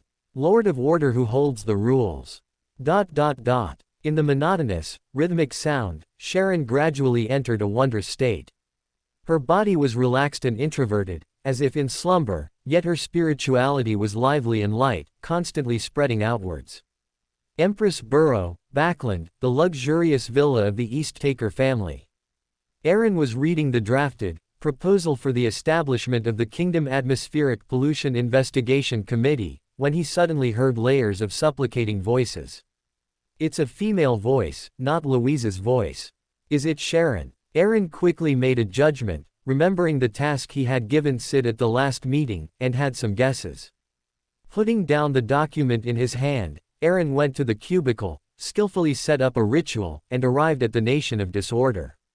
Inside the magnificent palace shrouded in dark gold mist, Aaron sat on the deepest throne, looking at a pulsating prayer light point below. Through the layers of light curtains, Aaron saw a lady wearing a complex and exquisite black Gothic court dress and a small black soft hat, who was indeed Sharon. And beside her, on a swing made of vines, Bernadette, wearing a lady's shirt with a lace floral bow tie, had her eye of peeping appear before her, looking around. Bernadette. How is she with Sharon? Without thinking further, Aaron beckoned to draw the Black Emperor card into his body, abandoning the idea of pulling Sharon into the Nation of Disorder, and condensed a ball of light, throwing it into the prayer light point. Sharon, who was closing her eyes and softly chanting the honored name, suddenly felt as if she had fallen into a dream. She dreamed of boundless dark gold mist, of a throne located in the deepest part of a magnificent palace, and of a detached figure sitting on the throne, looking down on everything. A majestic and indifferent voice echoed in Sharon's heart. Every Friday at 12 p.m. LotM time, find an undisturbed environment and attend the gathering. Just as Sharon was about to speak, everything shattered and disappeared. When she opened her eyes, she saw a pair of cold eyes filled with various symbols and no eyelashes, but they vanished in an instant. For that one moment, Sharon was stiff, without thought, like a marble statue sitting there. Bernadette grunted, and her eye of peeping shattered. Large areas of distorted, chaotic marks appeared on Bernadette's body, her pupils were somewhat unfocused, and only one image remained in her mind. In the boundless dark gold mist, a lashless, chaotic eye appeared. Under the instinct for survival, a pair of ethereal, holy wings unfolded behind Bernadette, her mythical creature form expanding. The falling white feathers prevented further erosion by some invisible pollution, yet she could not escape it. This was the ugly duckling from fairy tale magic. It allowed Bernadette to display an incomplete mythical creature form while remaining conscious, twice a day, for 15 seconds each time. Her pure white wings vibrated slightly. Sharon, who was still in a dazed and unfocused state, seemed to be covered by a veil, vaguely existing between illusion and reality. Bernadette quickly recovered her clarity from the chaos, feeling the bone-deep pollution on her body. Without hesitation, as a Sequence 3 clairvoyant, Bernadette decisively chose the most effective countermeasure from her spiritual feedback. Bernadette maintained her mythical creature form while extending her right hand, quickly outlining one star-studded word after another in midair. These words, seemingly containing infinite mysteries, quickly intertwined into strange symbols, opening a secret door that led to the depths of the spirit world. Immediately after, the secret door opened, and a strong wind blew out, transforming into a man with a human upper body and a swirling lower body, wrapped in white cloth. Sage's forehead, Bernadette commanded, her voice somewhat urgent and authoritative. The man respectfully assented and took out an ornament from a strip of white cloth wrapped around his body. The core of this ornament was a vertical eye inlaid with diamonds. It shimmered with pure light, giving an exceptionally sacred and wise feeling, yet also appearing quite cold and devoid of warmth. It was precisely one of Bernadette's Grade 0 sealed artifacts, the sage's forehead. Bernadette immediately took the sage's headband and embedded it into the center of her forehead. As spiritual energy surged and gradually merged with her body, and a diamond vertical eye appeared on her forehead, Bernadette's body began to dematerialize, breaking down into streams of complex knowledge. In an instant, Bernadette transformed into a pure stream of information being. However, the large patches of distorted, chaotic pollution on her body did not achieve this state. They detached from her body and gradually converged into a fingernail-sized crystal. At the same time, the torrent of information that Bernadette had become, free from the pollution, reassembled her original body nearby. During this process, she seemed to catch a fleeting glimpse of boundless, dark golden mist. Above the dark golden mist, Aaron withdrew his gaze. After peeling off the Black Emperor card, he rubbed his slightly throbbing forehead. The chaotic eye at the top of the throne flickered a few times, its century-old light dimming before returning to silence. Aaron looked at the images reflected by the still dissipating prayer light points and muttered.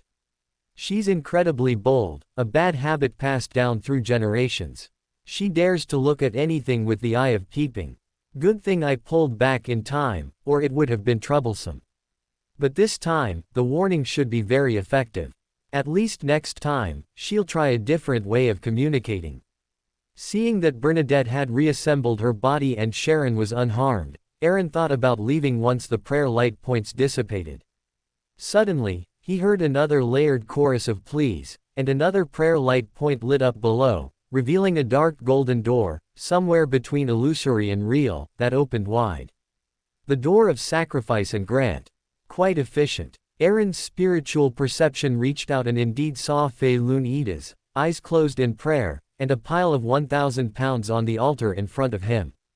Aaron raised his hand and retrieved a blue crystal from the pile of miscellaneous items. It was the precipitated, seafarer, Beander characteristic. After collecting the 1,000 pounds that had been sacrificed, he tossed the crystal into the door of sacrifice and grant. The dark golden portal closed, and Aaron returned to the real world. He tidied up his items and continued to read the proposal for establishing the Kingdom Atmospheric Pollution Investigation Committee on his desk.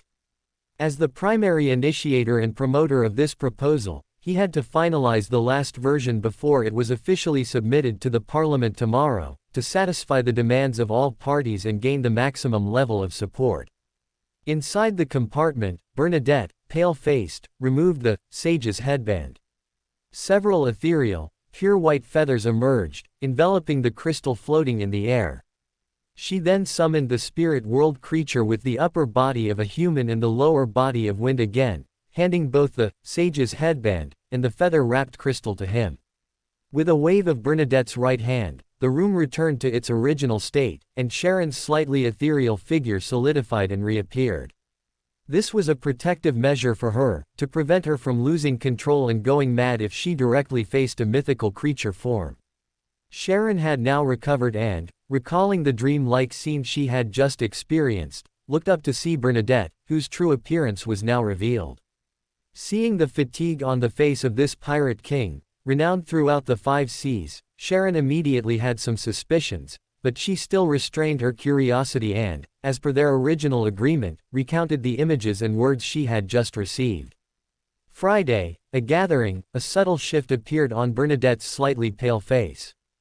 After a moment of contemplation, an exquisite, golden whistle appeared before Sharon, and she spoke, meeting Sharon's questioning gaze. "Blow it, and you can summon my messenger. You can send messages and seek help." After seeing Sharon accept it, Bernadette seemed to recall something and softly chanted in ancient Hermes. "Holy Spirit who pursues knowledge. Lighthouse of the mysterious world. Eye that gazes upon destiny. King above the sea. Holy Bernadette Gustave." Without waiting for Sharon to ask, Bernadette proactively explained, "This is my honored name. I will be staying in Caesar Port for the next few days. If you encounter an unresolvable danger, you can find me. This is quicker than summoning a messenger. And you only need to help me ask one question at the gathering you attend next week. I will pay the price required to answer that question. Sharon looked up at Bernadette, bowed slightly, and said, I will, thank you for your help. On the other side of Caesar Port's harbor district, Dayquil, wearing a black robe in the style of a rural witch doctor, around 30 years old, with black hair, brown eyes, a round face, and a plump physique, furtively poked his head out. After confirming no one was following him again, he slowly walked to another street. He finally stopped in front of an unmarked pharmacy in an alley diagonally opposite Caesar Port's Red Theater. Dayquil clicked his tongue, removed the red cloth displaying a sign for exclusive potency elixirs, opened the door, and walked inside. After checking his valuables again, the plump apothecary Dayquil confirmed nothing was missing. He then took a letter from a secret compartment and unfolded it while muttering, I wonder if the old man can escape this calamity this time. He absolutely must not get caught. I just became an apothecary, and he hasn't given me the subsequent potion formulas yet. The letter contained only a few short sentences. The situation is tense, no meeting for now. South Continent is dangerous, leave as soon as possible, Roy King. After scanning the letter again, Dayquil sighed with a hint of worry. He then put the letter away and unfolded his newly purchased Northern Continent map, looking at the few marked locations and silently calculating his route. First take a ship to Byam, then to Enmad Port, Tingen, and finally to Backland. Stay in each place for a while, sell some potions to save money, and leave when I'm about to be discovered. October 21st, Thursday. Backland West Borough, Bellotto Street, Military Intelligence Department 9. Aaron was dressed in a crisp Lowen Major's military uniform, followed by Glenwell and the others from the 4th Special Investigation Team. As the target of this mission was quite dangerous, Aaron only called Glenn, a Sequence 6, to assist in the operation, while the others were responsible for perimeter security. Accompanied by the clip-clop of hooves, the carriage drove towards East Borough. Glenn, looking at Aaron sitting beside him, couldn't help but ask. We've already left Military Intelligence Department 9. What exactly is the target of this mission? You can tell us now, right? Aaron looked at his team members' puzzled gazes, pulled out a stack of documents from his arms, and handed them over. This was the result of Hugh and Furz's investigations over the past few weeks. After Aaron had informed and warned them about the demoness last time, they quickly adjusted their thinking after a brief shock, intending to make this demoness the breakthrough point for the matter. The two did not rashly track and investigate directly. Instead, they decided to first inquire at various Red Theaters in East Borough to see if there had been any beautiful women with very unique sexual orientations recently. Originally, this was just an attempt, but they unexpectedly found something. East Borough, Tito Street, number 122. Aaron rubbed his chin, thinking to himself as he looked at the final address given in the investigation report. My interrogator potion should be fully digested after interrogating this demoness. However, this interrogation needs to be conducted secretly elsewhere, so that others don't notice and destroy evidence. The carriage stopped at the outskirts of the East Borough, having passed through the acrid smoke that permeated the streets. Everyone disembarked from the carriage, leaving the streets strewn with trash and debris, and proceeded along the East Taker tributary of the Tassoc River, arriving at an alley near 122 Teto Street. After Aaron briefly assigned tasks, the other members began setting up surveillance points, hiding at street corners, disguised as ordinary pedestrians, awaiting the appearance of demoness Queen Mok. Soon after, a woman in a black cloak with long, flowing hair walked from a nearby street towards 122 Teto Street. As she moved, a glimpse of white skin was visible at her shoulder, and she wore a dark green ring on the middle finger of her right hand. She walked gracefully through the street, attracting the attention of many passers-by, while two men followed behind her, both gazing at Queen Mok ahead with infatuated expressions, occasionally glaring fiercely at the surrounding passers-by. Tisk tisk, truly a demoness. Are these two the unlucky souls who were bewitched? With no spiritual fluctuations, they should just be ordinary people. Aaron withdrew his scrutinizing gaze and muttered to himself. Seeing the three enter 122 Teto Street, and waiting a while longer without discovering any other anomalies, Aaron and Glenn exchanged glances and began their operation. The others quickly converged, setting up a simple wall of spirituality around the room. Inside the room at 122 Teto Street, the luxurious decorations were in stark contrast to the dilapidated exterior of the house. Queen Mok arrived at a strangely styled room further inside. Inside the room were several people, male and female, bound in various ways. They all had flushed faces, dazed eyes, and were covered in red whip marks. Queen Mok had already removed her black robe, revealing her pale skin. She picked up a long, whip-like object with red stains from a nearby shelf and looked at the two men who were still infatuated, a twisted, sinister smile appearing on her exquisite face. Whip after whip, watching the scene of flesh and blood flying, Queen Mok felt the twisted desire suppressed within her heart being satisfied. Suddenly, she felt something was wrong, because not only were there no screams or wails, but even the sound of breathing had disappeared. Queen Mac's pupils constricted. Just as she was about to raise the dark green ring on her right hand, she found her hand was empty. Before she could react, accompanied by intense pain, everything around her shattered and disappeared like a broken mirror.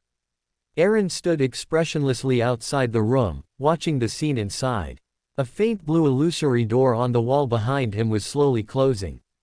A simple, silver-gray ring on his left hand shimmered with a faint light, which was the Lord of Mysteries. Under the friendly communication from before, this living, powerful sealed artifact no longer chanted irregularly at any time, only requiring one chant per day. After wailing in the junk pile of the Nation of Disorder, Aaron sacrificed it. Before the mission, he had gone to St. Samuel's Cathedral and found the Red Gloves captain, Sol Assurer Sost, and used the Lord of Mysteries to record the nightmare's ability to forcibly pull people into dreams. Looking at the men and women who had all fallen to the ground and entered a dream, as well as Queen Mok who only woke up when attacked, Aaron nodded with satisfaction. Logically, the recorded ability would be weakened to a certain extent, and its effect on a demoness, who is also a Sequence 7, would not be so obvious. However, thanks to the Night Mark's significant enhancement of Night Pathway Beander abilities, it almost had the original effect. Glenn, surrounded by flames, directly severed Queen Mac's right arm with the ring using his flaming longsword. After kicking her away, a flaming spear shot out, striking the fallen Queen Mok. Queen Mac's figure shattered in response, turning into a pile of mirror fragments covered in black flames and frost.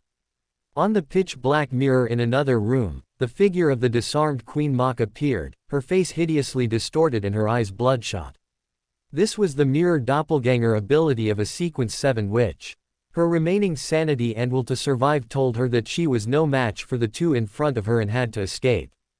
Before she could continue to use her mirror doppelganger ability, she felt a sharp pain in her brain, as if currents of electricity surged through her spirit, forming a barbed whip that continuously lashed her soul. Coupled with her previous injuries, Queen Mok directly knelt on the ground, wailing in pain, blood gushing from the stump of her right arm. Aaron's pale golden pupils coldly watched Queen Mok, who was wailing on the ground. Taking advantage of this time, Aaron coldly said, "Steal." The Lord of Mysteries on his left hand flickered continuously, finally glowing faintly. Queen Mok, who had just recovered a bit and was about to escape at all costs, suddenly felt as if something was missing from herself. In her spiritual perception, those mirrors that were originally clearly visible abruptly disappeared and could no longer be sensed. Aaron raised his left hand and beckoned. The Lord of Mysteries on his left hand flickered, and Aaron used the Lord of Mysteries to summon a historical image.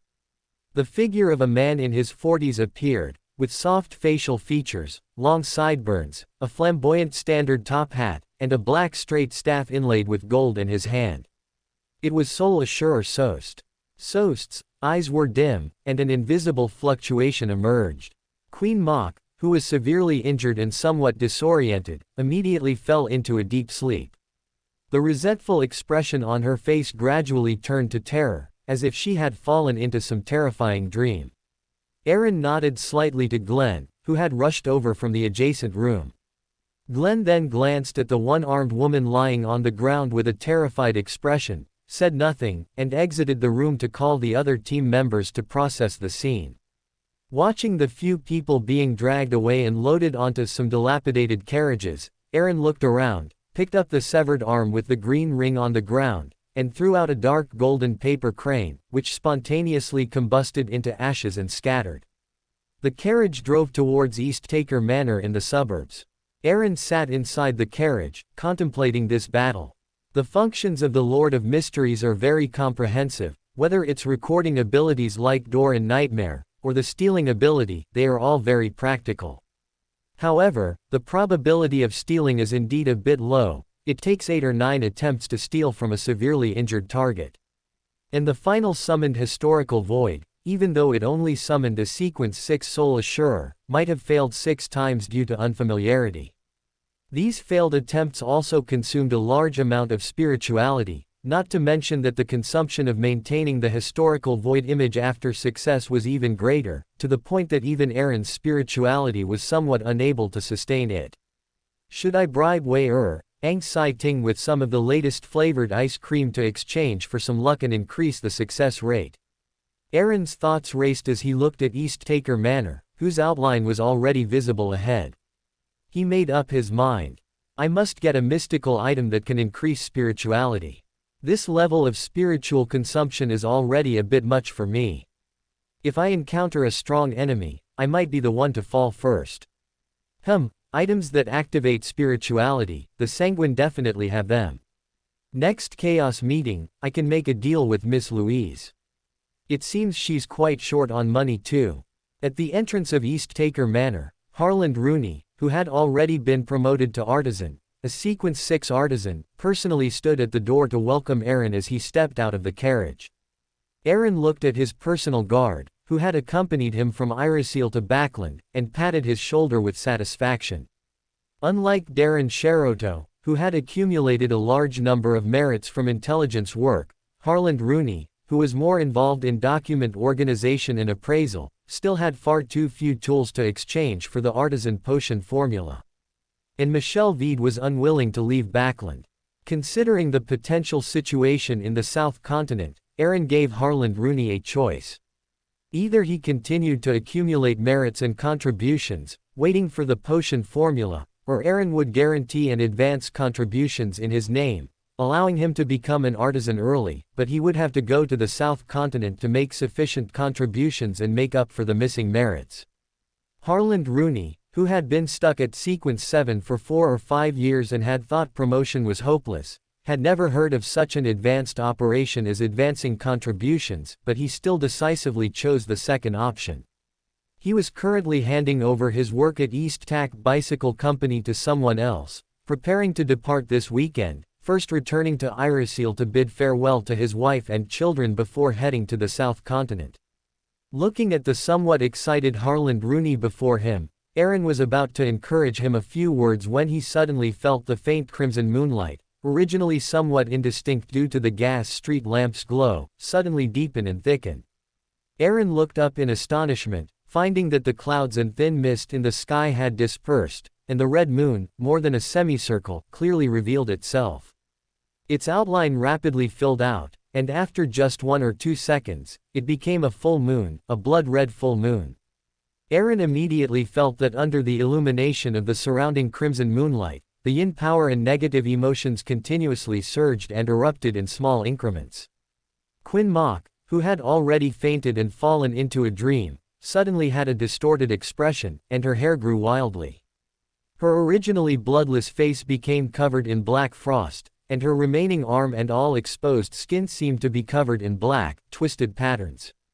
Aaron was about to go up and give this demoness a holy purification, but he was afraid of directly killing her. Harland, who was very perceptive, quickly took out a charm-like object covered in golden patterns and directly placed it on Quinn Mac's body. The charm slowly burned, emitting a pure light. Quinn Mac's abnormal physical condition immediately ceased. Although it did not improve, it no longer worsened. Estimating the burning speed of the charm, Aaron felt it could last for at least 10 minutes. Harland met Aaron's interested gaze, then took out a few more charms from his pregnant and handed them to Aaron, explaining proactively. This is a new type of charm I developed after being promoted to artisan, based on the ritual magic of purification bullets and exorcism bullets. It's perfect for this kind of situation. He really is a talented person. Letting him become an artisan early was indeed the right choice, Aaron thought to himself, taking the charms with satisfaction. After Glenn led a few team members, accompanied by the guards, to lock Quinn Mac in the underground interrogation room. Aaron looked up at the clear and clean sky, admiring the disc-shaped, vivid red full moon, and felt his greatly depleted spirituality become active, feeling much better now. He couldn't help but murmur. Mr. Door's solo rap has started again. Today is a blood moon night, an enhanced version of the full moon, so it should last longer than 7 minutes. 43 Siffield Street, Sherwood Borough. Tonight, Furs Wall, who had just returned home after going out with Zio to deliver collected intelligence to Casper's Canley, was sitting cross-legged on the living room sofa, chewing on a new type of bread with meat and vegetables, and writing the plot of Wuthering Heights, with disheveled hair during her break. Just as she wrote about the understanding and helpful powerful adventurer who always assisted the detective lady, Furs thought of Mr. Lucid and couldn't help but shrink her neck. Suddenly, she frowned, dropping the food and pen in her hand. She clearly saw that the moonlight shining through the window was getting stronger and redder. Suddenly, a sharp, hollow, illusory voice echoed in Furs's ears, and Furs's expression abruptly turned ferocious. The voice was like a fine needle, inserted into her head, extending bit by bit, poking bit by bit, as if to completely peel off her entire scalp. This extreme pain instantly sobered Furs, and she sat up abruptly.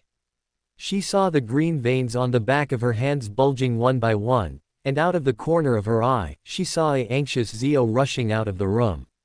Thump! She fell off the sofa, her body twisting and struggling there, then suddenly, with a whoosh, she tore off a large handful of hair. But such pain did not alleviate the feeling of her head about to explode, nor did it calm her urge to end her life with a single cut. Zio, somewhat at a loss, picked up Furs. Unable to solve or share such pain, she could only prevent Furs's self-harming behavior, comforting her with a choked voice. Is this the full moon murmur? Furs whispered in intermittent pain, her legs twitching and straightening. With Zio's choked and anxious reminder, Furs very difficultly recited the honored name of the deity she believed in, hoping to receive salvation. Great God of steam and machinery. You are the embodiment of essence. You are the protector of artisans. You are the radiance of technology, radiance. Through each recitation, Furs's pain did not lessen but grew more intense. After a full 7 minutes, Furs's tense body finally relaxed. In the empty room, only her weak gasps and Zio's soft sobs remained. Caesar Port, South Continent, a warehouse in the port area. After learning the full story from Sharon, Sid was initially startled when he heard that the Queen Mystic, who roamed the 5 seas, was in Caesar Port and even knew about him. But after praying to that hidden existence and receiving a "no danger" response, he relaxed and allowed Sharon and the other person to continue staying there. And after learning that going out to sea would be dangerous, Sharon decided to follow the Queen Mystic's arrangements and leave after this week's mysterious gathering. However, to show her apology and gratitude, she still gave Sid the Sequence 7 Spirit Medium Potion formula. Looking at the vivid red full moon outside the window, feeling the strengthening power of the underworld and spirit world, as well as the surge and eruption of negative emotions, Sharon's originally pale complexion became even more enchanting under the blood-red moonlight. Her azure eyes were filled with suppressed malice, and a look of pain appeared on her face, which rarely showed emotional fluctuations. Marich's situation nearby was even worse. Black fur began to grow on his body, and the suppressed desire for slaughter and bloodlust in his eyes grew thicker. In the 4th minute under the blood-red full moon's illumination, Marich let out an inhuman growl from his throat, opened the tranquilizer that Sharon had bought from the fat apothecary Darkwill, and gulped it down. Marich's originally distorted and hideous face gradually returned to normal, only twitching occasionally. With the help of the potion, Marich endured until the more dangerous blood moon night ended, collapsing weakly onto the ground. Sharon's tense body also seemed to have been drained of strength, and she leaned against the back of the chair, silent. After a while, she forced herself to collect the remaining potions on the table and sighed as she looked at Marich, who was slumped on the ground. The zombie curse is getting stronger. You injected too much of this potion before, so even when you switched to a different kind, it was only effective for the first 3 or 4 times. How do you think this potion worked? Marich weakly sat up from the ground, his voice low as he looked at his body, which had returned to normal. As expected of a potion prepared by an apothecary, the effect is very good. If it weren't for the residual malice from being possessed by a wraith last time erupting on the blood moon night, I could have endured it myself, which would have saved a potion. What neither of them noticed was that in a corner of the room, a transparent figure floated silently. This was Bernadette's invisible servant. A pair of abnormally cold, almost transparent eyes without eyelashes appeared on the invisible servant's face. After observing Sharon's performance on the blood moon night, it quietly disappeared, returning to the spirit world. 67 East Wall Street, Kaiser Harbor Port District, in a beautifully decorated secret room in the basement of the Sea Shark Tavern. In the empty room, the sounds of piano, violin, cello, flute, and other instruments intertwined, creating a lively and cheerful melody. As the music echoed, toast, steak, mashed potatoes, fried mushrooms, and other items on the plates successively jumped up, dancing their way back into the oven or into the trash can. Wine bottles, white tablecloths, and other items also retreated to their original positions, either corking themselves or repeatedly folding themselves, becoming neat and tidy. Bernadette sat on a swing woven from pea vines, enjoying her dinner while observing all the events through the invisible servant's perspective. Satisfied with Sharon's performance, Bernadette pondered for a moment. A letter paper appeared out of thin air on the now tidy table in front of her, and the pen from the pen holder jumped out and began writing on the paper by itself. A moment later, she extended her right hand, swiftly sketching one star-dusted word after another in midair. These words, seemingly containing infinite mysteries, quickly intertwined into strange symbols, opening a secret door, leading to the depths of the spirit world. Immediately after, the secret door opened, and a strong wind blew out, making the letter on the table vanish instantly. On the deck of the future, in the Sonia Sea, Frank Lee, in a white shirt with suspenders, sleeves rolled high, and arms stained with mud, was enthusiastically promoting. "Nina, do you want some baked potatoes tonight? I've improved them, and I promise there will be no accidents this time. Now it tastes like beef, it smells like beef, but it is still definitely a potato." Nina, the sailor chief, over 1.8 meters tall, with golden hair casually tied into a high ponytail, features not outstanding but distinctly Fessic, with fair skin and light eyes, glanced at Frank Lee and replied with a cold expression. "I don't eat supper." "All right." Frank Lee shrugged, tossing the somewhat strangely shaped potato he was holding into a basket. Frank Lee didn't care about Nina's attitude and wasn't discouraged. With an even more enthusiastic smile, he scooped out a broad, plump sea fish of an unknown species from a fish tank covered with black cloth nearby. Looking at the curious and strange gazes of the surrounding crew members, Frank Lee chuckled, took a dagger from his waist, and swiftly stabbed the sea fish, then opened a cut. Gurgling blood flowed out, accurately falling into the large beer mug on the deck, but without the slightest fishy smell radiating. "Do you smell it? What an intoxicating aroma of wine," Frank Lee said fanatically, his eyes half closed. "This is my latest invention, a fish with red wine as its blood, and the wine also carries many nutrients because of it." Looking at the red and green liquid in the beer mug, Frank Lee paused, scratched his head, and explained. But maybe I fed it too many demon algae when cultivating it, which is why it's like this now, but trust me, this absolutely doesn't affect its taste." Upon hearing there was wine, Nina's eyes instantly lit up, but she hesitated a little looking at the strange color.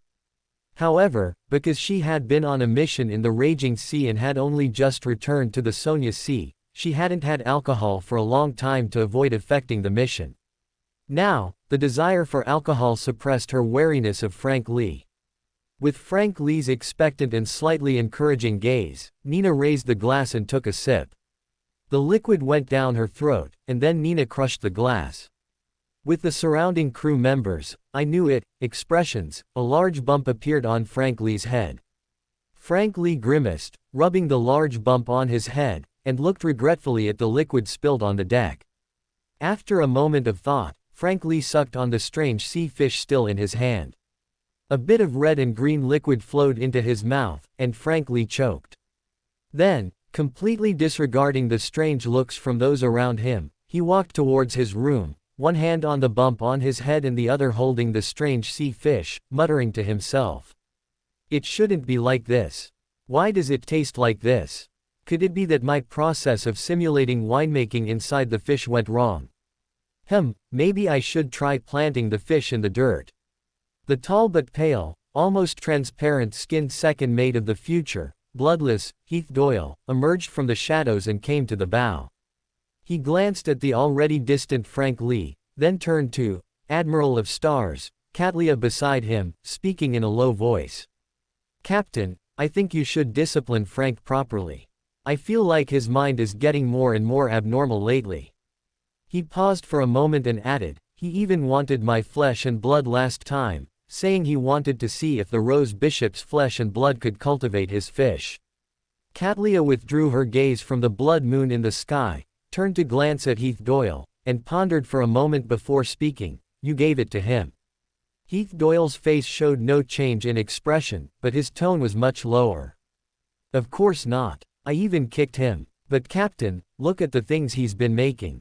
What if one day Frank brings those things to your dinner table?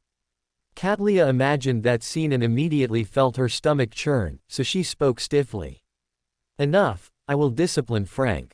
She paused, then added in an icy tone, if Frank dares to put those things on my dinner table, I'll let him know how I became a pirate general.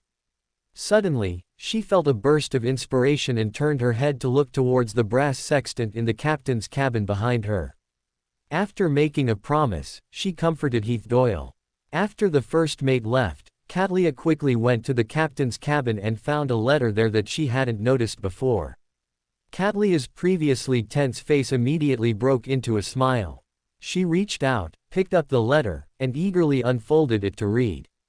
A moment later, she carefully put the letter away and muttered to herself with some confusion. Pick up 2 guests on the north side of the Pass River Valley at Wagard Coast this Saturday. Who is important enough for Her Majesty the Queen to personally write a letter informing me?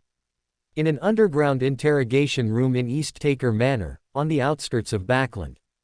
Aaron rubbed his throbbing forehead. This was a side effect of repeatedly using mental stab and whip of pain when his spirituality was insufficient. However, looking at the results of the interrogation and feeling the complete digestion of the interrogator Beander potion within him, a satisfied smile still appeared on Aaron's somewhat pale face. The demoness Queen Mok lay slumped in the restraint chair. According to her confession, Capin had a secret human trafficking location in the East Borough. Every month, Capin would send his subordinates to secretly transfer the abducted people, and the next handover date was this Saturday. With this clue, if they could catch him red-handed, it would provide the crucial missing evidence from the materials investigated by Hugh and Furs. As for directly rushing into Capin's basement to expose his crimes, that method was immediately rejected. Aaron did not want to have a direct conflict with the king's faction right now, especially not wanting to enter George III's sight so early. Aaron only intended to grasp Capin's criminal facts through the peripheral human trafficking, using this as an exchange of interests. He didn't even plan to participate in the operation to arrest Capin. He would just treat it as an ordinary wealthy individual's human trafficking case. Anyway, he already knew what he needed to know and didn't need to investigate further. This way, He could avoid conflict with the king's faction personnel from Military Intelligence 9 who protected Kappan, preventing them from becoming alert, and also gained sufficient benefits from it. After making up his mind, Aaron ordered that the demoness be kept in custody, and the other rescued individuals be properly settled until the mission was completely over before allowing them to return home. He also sent people to continuously monitor the demoness's residence, reporting any unusual activity. Walking out of the underground interrogation room, Aaron arranged for several members of the 4th Special Investigation Team to temporarily reside in East Taker Manor for the next few days. Feeling the depletion of his spiritual energy, Aaron couldn't help but shake his head. He had lost count of how many times this had happened. Without bothering to return to his villa in Empress Borough, Aaron found a room directly in the manor and immediately fell asleep. Friday morning, East Taker Manor in the suburbs of Backland. Aaron woke up refreshed. The spiritual energy consumed yesterday had been restored through a night of meditation and rest. After his spirit recovered, Aaron thought about the omissions he had handled yesterday, then rang the bell to summon his butler, Dido Wiener, who was dressed in a dark black tailcoat. He asked the butler to go to Military Intelligence 9 on Bellotto Street in Backland's West Borough, in his name, and request a 3-day leave for the entire team, citing the reason that they were all out on a mission. After the butler left, Aaron quickly closed the door, skillfully set up the ritual, and ascended to the magnificent palace above the dark golden mist. He then sacrificed the Beander characteristic of Sequence 6 Judge and the auxiliary materials he had already prepared. Somewhat impatiently, he returned to the real world. Aaron quickly mixed these items into a bottle of Sequence 6 Judge potion. Looking at the golden yellow viscous liquid in the bottle, where faint electric arcs flickered, Aaron exhaled, adjusted his state to the best, and directly drank the potion from the bottle. A cool, viscous sensation slid down his throat. A moment later, a warm current surged from his abdomen, flowing throughout his body, bringing waves of tingling sensations, as if tens of thousands of ants were crawling over him. Under this sensation, Aaron found that his spiritual energy was spreading outwards. At one point, he seemed to see the surrounding void, ethereal, empty, filled with boundless dark golden mist. This scene flashed by. Before Aaron could form any thoughts, he, who had not originally activated his spirit vision, directly saw dense spiritual light spots and aura colors in this strange state. A peculiar sense of control emerged in his heart. Aaron suddenly opened his eyes and looked around. The strange feeling from the promotion just now had not disappeared, only greatly weakened. He frowned, thinking about the scene during his promotion, and had some guesses in his mind. Then Aaron felt the abilities he had gained after becoming a judge. Overall, it was about establishing new rules in a certain area. Things within that area had to follow the rules, and if they violated them, they would be bound by the rules. With the digestion of the potion and the elevation of the sequence, this area and the degree of binding by the rules would also expand accordingly. The specific abilities were divided into prohibit, imprison, whip, exile, and death. Prohibit, as the most commonly used and primary emergency measure, could be released by pushing his palm forward and releasing spiritual energy. He could use ancient Hermes language to set rules prohibiting certain behaviors or Beander abilities, forcing everyone within a certain range to comply. The effect of prohibit was related to the spiritual energy consumed and the degree of potion digestion. For targets higher than his own sequence, the effect would be greatly weakened. Imprison could create layers of transparent walls and extremely viscous transparent liquid, solidifying the target in place. This barrier was difficult for even spirits to pass through and could be dispelled by releasing it. Whip could make the target seem to be struck by an invisible soft whip, capable of tearing clothes, breaking skin, and exposing bones. Whip also carried a mental attack, which was an upgraded version of Whip of Pain. Exile could create an invisible, powerful force that could knock back approaching enemies, even blowing away spirits. Death, as the judge's most powerful offensive method, could, after pronouncing a target dead, combine with a certain peculiar power through the body or a weapon, to accurately hit the target with an irresistible and unavoidable posture, causing powerful destructive force. It could also point to a certain location on the target's body, bringing intense damage. Aaron nodded in satisfaction, very pleased with his abilities after the promotion. And the original Beyander abilities of Interrogator, Sheriff, and Arbiter had also been enhanced to varying degrees. Just as he was about to find someone to test his newly acquired abilities, Aaron heard a rustling sound from the window. Relying on the Sheriff's extraordinary perception and familiarity with this sound, Aaron immediately realized what had happened, and a strange smile appeared on his face. Evelina poked her head out of the window. Just as she was about to speak, she heard a familiar voice, "Cats are forbidden to speak here." Evelina felt a wave sweep over her body. She was about to laugh and mock Aaron, telling him not to meddle in cat business, but the words that reached her mouth turned into short meows. Meow, meow, meow. Aaron smiled, lifted the restriction, and comforted Evelyn, feeling the spirituality consumed in the effect of the banning edict in his heart. For targets lower in sequence than me, the edict's effect and consumption are quite good, and even for those of the same rank, it has a strong restrictive effect. The inescapable nature of the Death Edict is quite interesting. Aaron recalled the Death Edict ability he had gained, and vaguely thought of the Hunter Pathway Sequence 5 Reaper's ability. As the Reaper's most powerful and fundamental ability, Weakness Attack, can discover the target's weak points, or areas of weak defense, from a mystical perspective, and provide corresponding precision, thereby causing terrifying, fatal damage beyond the normal. No matter where it hits the target, it is equivalent to a weakness attack, and if it truly hits a genuine weak point, then for enemies whose defense is not too strong, it can be a one-hit kill. Even for targets skilled in defense, it can be resolved within 3 hits, including Guardians, but the premise is that the interval between the 3 hits cannot be too long, preferably no more than 5 seconds. The Judge's Death Edict's locking ability combined with the Reaper's weakness attack is enough to deal with most difficulties and dangers below demigods. It seems I'll have to find an opportunity to get a mystical item of the Reaper in the future. Putting away his racing thoughts, Aaron muttered to himself, then put on the death mask, his face changing to Lucide Joseph before opening the Spirit World Traversal. Backland, Sherwood Borough, 43 Siffiel Street. Furs, looking a bit haggard, wore a cream-colored, ruffled, high-collared long dress, her brown hair slightly curled and draped, her light blue eyes revealing anxiety and unease. Ever since her first experience with the full moon whispers last night, Furs couldn't help but tremble all over whenever she recalled the heart-wrenching, soul-piercing pain. She held a lady's cigarette in her right hand and lay stiffly on the sofa like a fish out of water, with many empty wine bottles and cigarette butts scattered around the sofa. Shu, whose face was also haggard and eyes a bit swollen, sat opposite Furs, not stopping her from smoking and drinking as usual.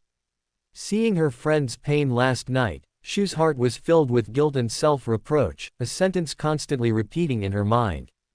It's all because you're not strong enough, causing your best friend to contract the full moon whispers.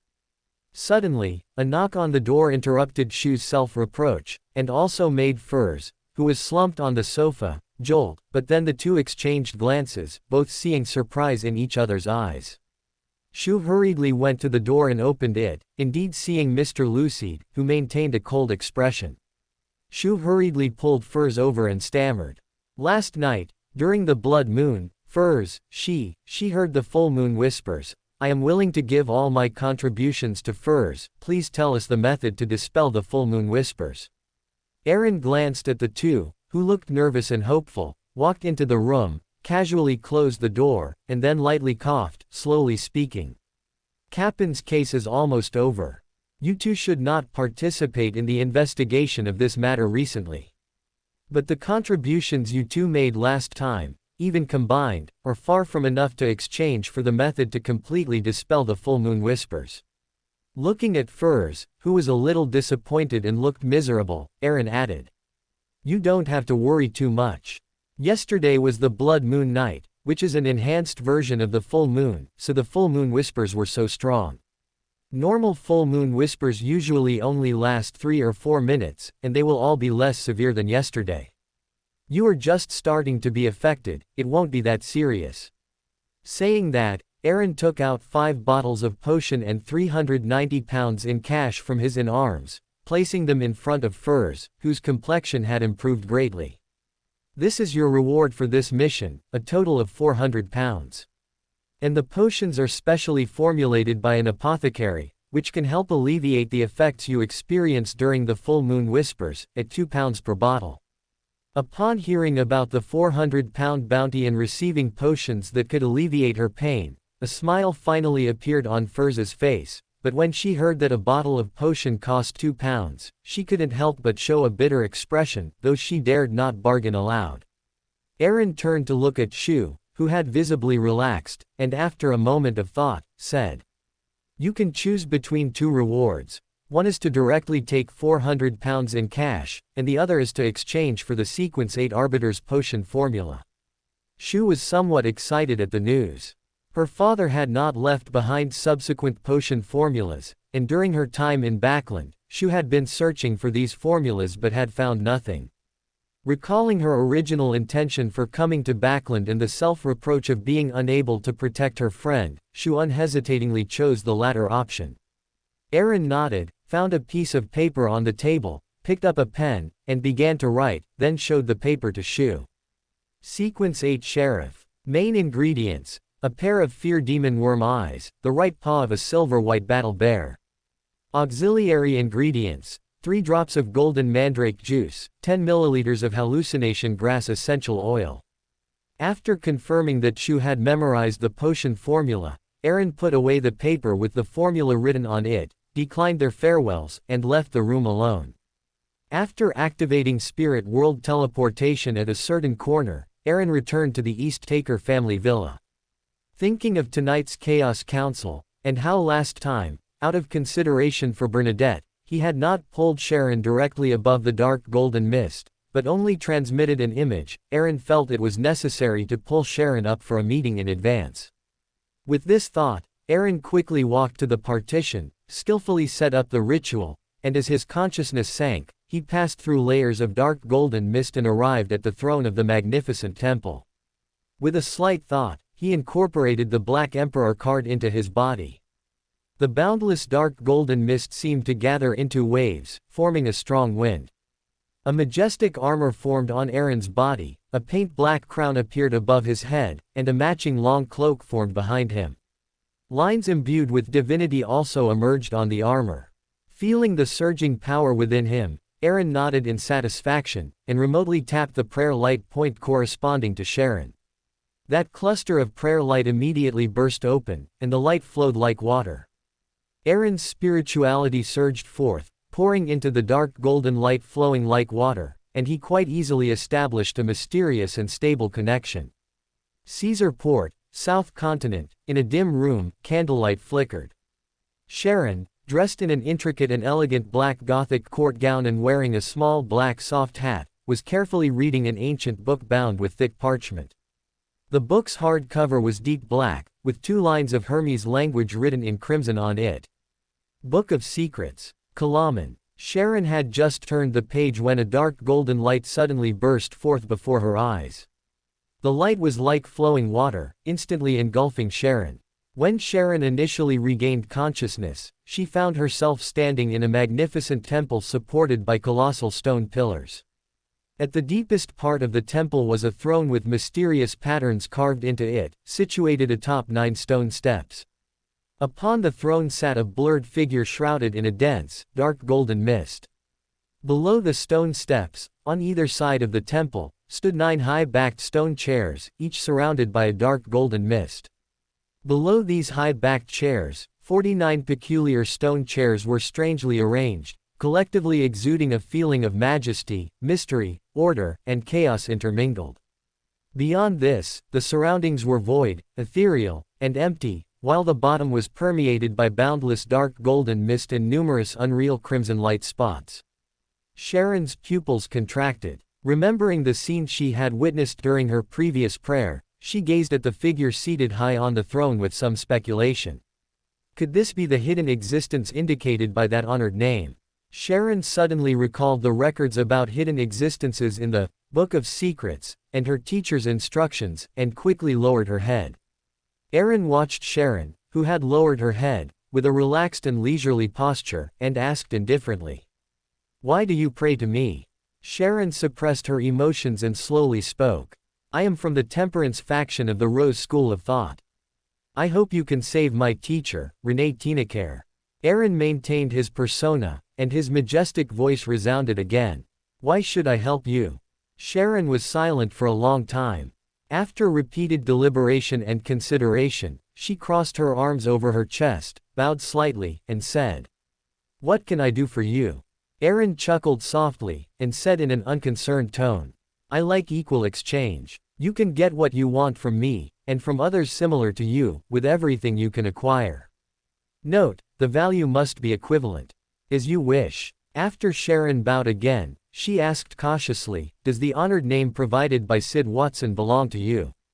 She then repeated the honored name, Order Master. After receiving an affirmative reply, Sharon felt slightly relieved. She glanced at the other empty seats and asked tentatively, "Respected Order Master, are there other people here?" Erin smiled and said, "Some people similar to you. I have established a regular gathering for them, and I am the witness." Sharon was silent for a full 10 seconds before saying, "Then can I participate?" "Yes, but without my permission, it must not be revealed, including to Bernadette." "Good." Sharon was momentarily stunned, then responded without hesitation. Erin nodded in satisfaction, extended his hand, and with great self-control, broke off the connection. Then, watching the dark golden light retract, the Sharon opposite him turned into a phantom and slowly dissipated. "Phew, I've conned another member, no, developed another member." Erin peeled off the Black Emperor card and muttered to himself. In the dimly lit room, Sharon suddenly opened her eyes, and what met her gaze was the open Book of Secrets. A majestic voice faintly echoed in her ears. "Renee Tinacare has not completely fallen, she can recover within a year or two." Sharon slowly closed the Book of Secrets, sitting there in a daze like a delicate doll. Suddenly, Sharon's spiritual perception stirred. She looked to the side of the table and found that a letter had appeared there at some unknown time. It was a letter from Bernadette. After returning to the real world, Erin handed the revised proposal for the establishment of the Kingdom Atmospheric Pollution Investigation Committee to the butler, who had already returned, asking him to deliver it to Earl Hall. He then returned to his bedroom and meditated to rein in the spiritual energy that had dispersed after his recent promotion to judge, until late into the night. Feeling that enough time had passed, Erin once again came above the dark golden mist, returning to the position where Mr. Favored One should be. With a raise of his right hand, 5 figures instantly appeared on the stone chairs below. Aside from Sid Watson, whom they had already expected, the other individuals looked at Sharon with great interest, each with their own conjectures. Sharon silently observed the few people at the gathering. Even through layers of mist, Sharon still recognized Sid Watson's familiar figure, secretly recalling the gathering procedures Sid Watson had introduced earlier. Erin ignored the mutual glances between the gathering members. He lightly cleared his throat to attract everyone's attention, then slowly began. "I need a mystical item that can enhance spirituality. I don't care about the price, as long as the effect is good. I can pay with an equivalent amount of gold pounds, or with a Beyonder weapon or Beyonder characteristic of the same level. And as a reward for facilitating the transaction, you can receive an additional 10% of the transaction value." Louise Sears, who was very short on money, immediately brightened up. She stopped paying attention to the new member and began to ponder. As a sanguine who wielded the moon pathway, Louise believed that the clan's treasury definitely contained mystical items that would meet Mr. Favored One's needs.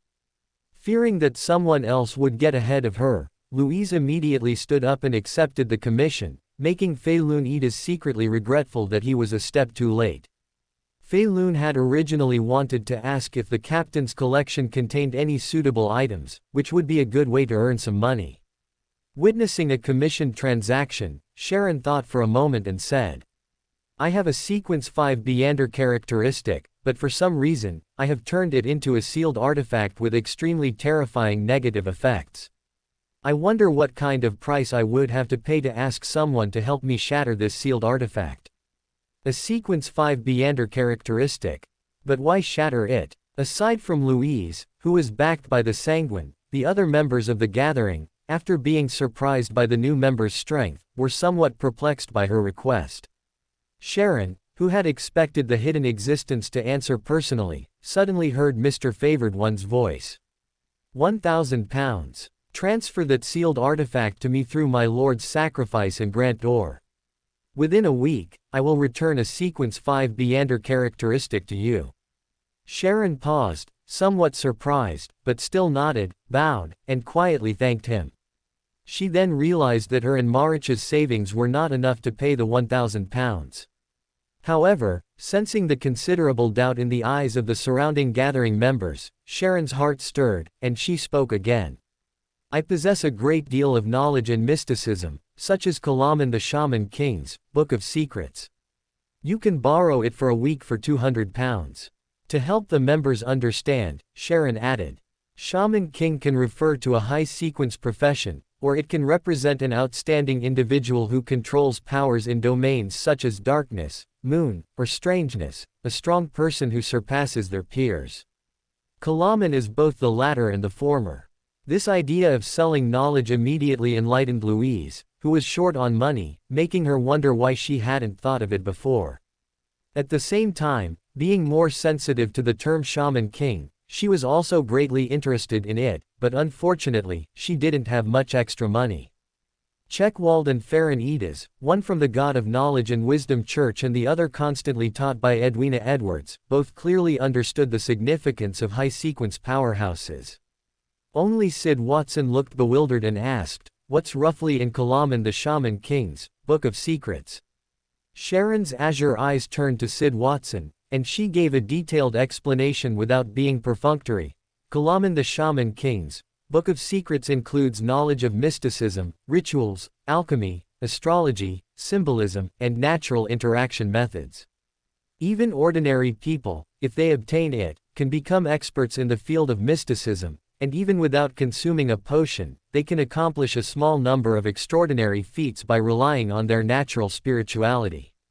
The price is gradually becoming a mental illness patient. This is a side effect that spirituality struggles to bear.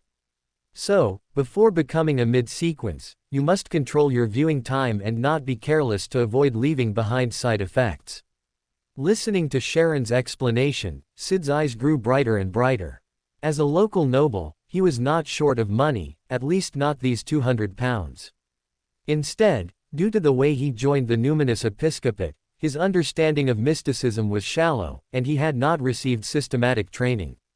Therefore, he was extremely interested in such a book with a systematized mystical knowledge system. Thus, while Checkwald and Farron Edis were still hesitating over the 200 pounds, Sid decisively raised his hand and received this transaction from Sharon. Seeing the transaction completed, Sharon fell silent for a moment, recalling the letter Bernadette had sent her. After a moment of contemplation, she faced the magnificent figure on the throne and respectfully said, Great Order Master, a lady wishes to ask you a question through me. She is willing to pay the reward required to answer this question. Aaron understood in his heart. Ever since he saw Bernadette in Sharon's prayer, he had anticipated this scenario. Aaron manipulated the magnificent figure on the throne, and a deep, majestic voice sounded, You may. Sharon bowed slightly, recalling the contents of the letter, and respectfully said, Her question is whether Emperor Rosal has truly fallen completely. Aaron secretly thought, as expected, then responded, Fallen but not completely fallen. There is still a chance for his return. The people below looked at each other, all seeing the shock and confusion in each other's eyes. Since Sharon did not choose to speak privately, the others also heard this conversation. Even Farron Edis, who had lived in Bodo Port in the Violent Sea since childhood, had a deep impression of Emperor Rosal. Checkwald, in particular, was somewhat dazed, recalling the reason for his family's decline, and for a moment, he felt a mix of emotions. Sharon, meanwhile, committed this sentence to memory. Although she did not understand its meaning, she quietly awaited the reward demanded by this hidden existence. The grand voice continued to resound. Tell Bernadette, the reward for this question is to provide my favored one with one free assistance during the period when it is inconvenient for me to walk on the ground. Inconvenient to walk on the ground. Sharon quickly caught the key point in the words, recalling the magnificent figure always shrouded in dark golden mist, and she had some conjectures in her heart. This hidden existence's current state might not be good, and it needs to subtly interfere with the real world through its members, possibly for a grand scheme, or perhaps to better recover its state. The other few also, whether slowly or quickly, noticed the key points in the words, and their thoughts were largely similar. After a moment of realization, they quickly noticed another key point in the words. Bernadette. Is that, Queen Mystic, one of the four kings? No wonder she would ask such a question. Aside from Sid Watson, who already knew, the other members immediately realized, as Aaron had previously educated them about the information on the four pirate kings. Everyone also knew that Bernadette was Rosal's eldest daughter, once a warlock, and now had entered the realm of a demigod. They then looked at Sharon, who stood quietly not far away, with complex and surprised gazes. Before they could ponder the relationship between this new member and that pirate king, a voice interrupted their thoughts. You can also tell Bernadette that if she wants to know the contents of the diaries Rosal left behind, she can also trade with me. She only needs to provide the corresponding diary and have you memorize it. After it is presented in my Lord's divine kingdom, I will translate the content she wishes to know to her. This time, not only the other members below but even Sharon was momentarily stunned. Then everyone reacted. Rosal's mysterious notes are actually diaries. Sharon, in particular, had a sudden realization because Bernadette had two questions in her letter to her, and the second question was about how to decipher the mysterious symbols Rosal left behind. Aaron calmly observed the expressions on the faces of the members below. The reason he proposed such a trade request was also due to deep consideration. As early as when he obtained the Black Emperor card at the Rosal Memorial Exhibition in the Kingdom Museum last time, he had already exposed his secret of being able to understand Rosal's diary in front of Bernadette. Bernadette also knew that among the forces that believed in the Order Master, someone could understand the mysterious symbols Rosal left behind. And for Aaron himself, Rosal's diary did not have much practical significance. What he needed to know, he already knew, and there was no need to collect Rosal's diary. Therefore, in all previous gatherings, he had not issued any tasks regarding Rosal's diary. However, after Bernadette established contact with him through Sharon's pathway, Rosal's diary became an effective means to borrow Bernadette's power. In many matters involving high-level existences, especially when related to LotM, Ancestor Varna Will was not suitable to act, or even to show up. Even if he acted, he had to appear weak and mad to the outside world, to minimize George III's guard. Under these circumstances, the only angelic-level power Aaron could currently borrow was from the hunted snake of fate, Wei Ang Sai Ting, and Bernadette, with the help of a sealed artifact of Sequence 0, also had the ability to contend against an angel, which was exactly what Aaron currently lacked. What's more, as long as Bernadette, with his help, seized the opportunity, she might advance to an angel within 2 or 3 years, playing a more powerful role in subsequent developments. The island behind Bernadette and Star Admiral Catlia's fleet could both play important roles in certain key areas and time points when war swept across the North-South continent. The reason for bringing up this topic as a favored one was to better maintain the prestige of the Order Master. After all, an hidden existence cannot always display needs that do not conform to its status, but as a favored one, there are no such scruples, and one can normally demand some reasonable rewards. Sharon thought for a moment. Since this Mr. Devotee also knew the method to decipher Emperor Russell's diary, she no longer questioned the hidden existence. Instead, she turned to Aaron, stood up, bowed, and asked, Mr. Devotee, I wonder if you would be willing to trade the deciphering method for Emperor Russell's diary. I can provide Ms. Bernadette's contact information, and you can trade with her directly. The deciphering method will not be leaked. And the price she is willing to pay for this is a blasphemy slate. Aaron sighed inwardly upon hearing this. As expected of Bernadette, her offer is quite generous. What a pity. I really can't teach you Chinese. Aaron didn't care if Bernadette knew about Russell's romantic escapades with noblewomen and demonesses in his youth. This was his family matter. Even if it became known, Russell brought it upon himself. Aaron was more concerned about not letting Bernadette know about the crossing. Moreover, only by controlling the source could he ensure a continuous flow, and by controlling the translation rights of the diary, he could better obtain assistance. After some thought, Aaron put on a serious expression and replied. The secret symbols left by Russell involve very high-level secrets. Even among the many devotees of my lord, only I know them. This is not tradable. Sharon nodded silently and did not speak further. Louise Siliza's eyes lit up, and she said, Mr. Devotee, if we also collect some of Russell's diaries, could we ask you to translate them for us? I am willing to pay for this. Aaron glanced at the other members, whose faces showed interest, and nodded with a smile. Of course, you just need to remember the contents of the diary and present them here. I will inform you of the compensation required to exchange for the diary content based on the value of the diary you provide, and you can decide whether to exchange it yourself. The information revealed at this meeting left all the members lost in thought and restless.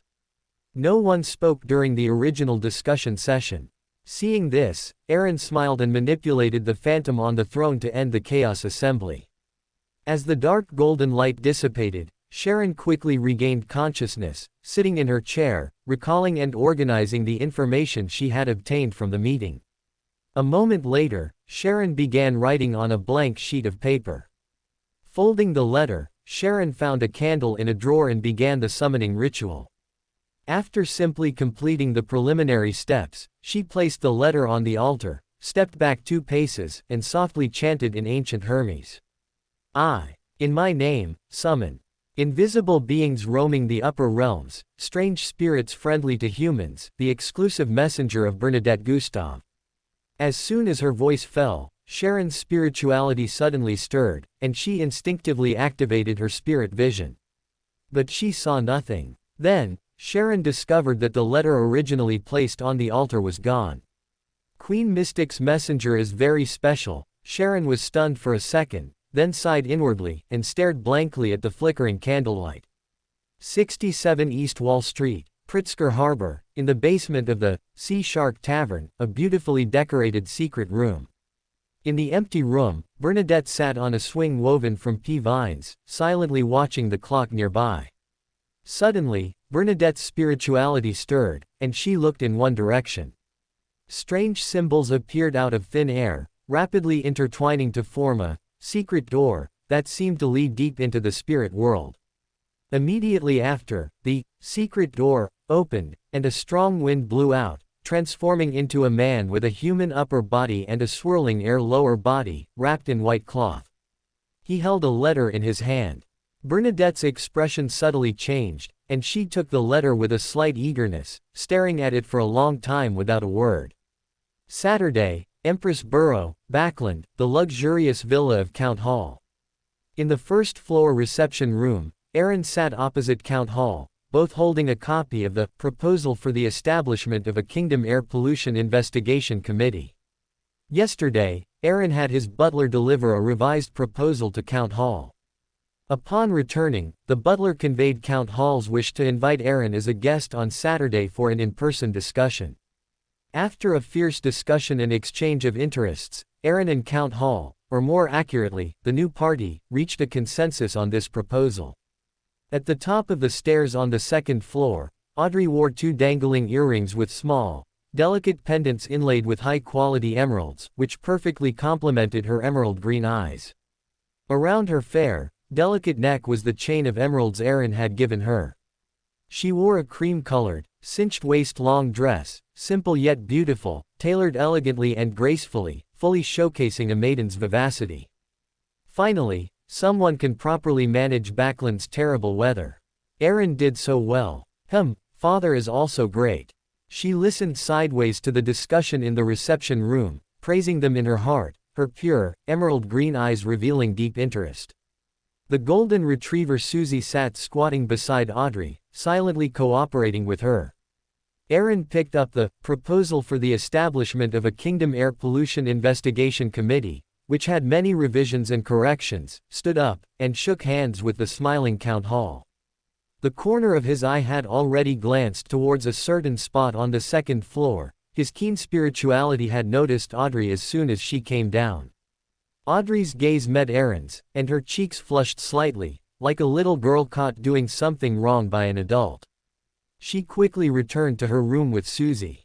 Count Hall also followed Aaron's gaze to the corner of the second floor and said with a chuckle, "Haha, I heard you were coming today." Audrey dressed up for a long time and kept agonizing over which dress to wear. "There are no outsiders at lunch today, so stay for a simple meal." Aaron withdrew his gaze, smiled, and nodded. South Continent, East Balam, Harvest Plain west of Vartek City. The figure of the Shaman King, Karaman, with his fluffy, black and white hair, appeared. His face was as dark as water, and he held a scepter that was completely black like ink. Karaman could use this to directly contact another angel of the Rose School of Thought, King of Curses Baranka, which was also his confidence in pursuing Richard, a member of the Council of Fate, from the Life School of Thought. Did he escape to Vartek City? Damn it, that's the territory of the Church of Evernight, that cunning bug. In his silent soliloquy, this Shaman King, who had been active in the South Continent since the early 5th epoch and was even suspected by some of having died of old age, cast his gaze towards Vartek City to the east, his eyes dark. Originally, he was pursuing Richard alongside Mahamis, who was a Sequence 3 disciple of silence. However, Mahamis, as a student of Sia, an important member of the Rose School of Thought, a descendant of the Pharaoh, and one of the leaders of the Highland Resistance, privately left at the most crucial moment of the encirclement and capture. He was merely dispatched by Sia to pursue the two students of the fallen Rainet Tinakare. In Karaman's view, this directly led to Risho's lucky escape, and he felt resentful but helpless. Kalaman gradually became a follower of the primordial moon while studying mystical knowledge such as natural interaction methods and mystic rituals. Normally, a shaman king could live to 1,000 years with relative ease, but after that, their physical condition would inevitably decline, with irreversible aging and the decay and corruption of their spirit body. Therefore, 1,200 years was often the natural limit for a shaman king in a blood count, which was also why most outsiders believed he had already perished. To continue living, one could only rely on various methods of prolongation, such as sealing oneself or, like the sanguine, hibernating in coffins deep within ancient castles. Kalaman, nearing 1,400 years old and still full of vigor, not needing to reduce his activities, was because he had received a gift from the primordial moon.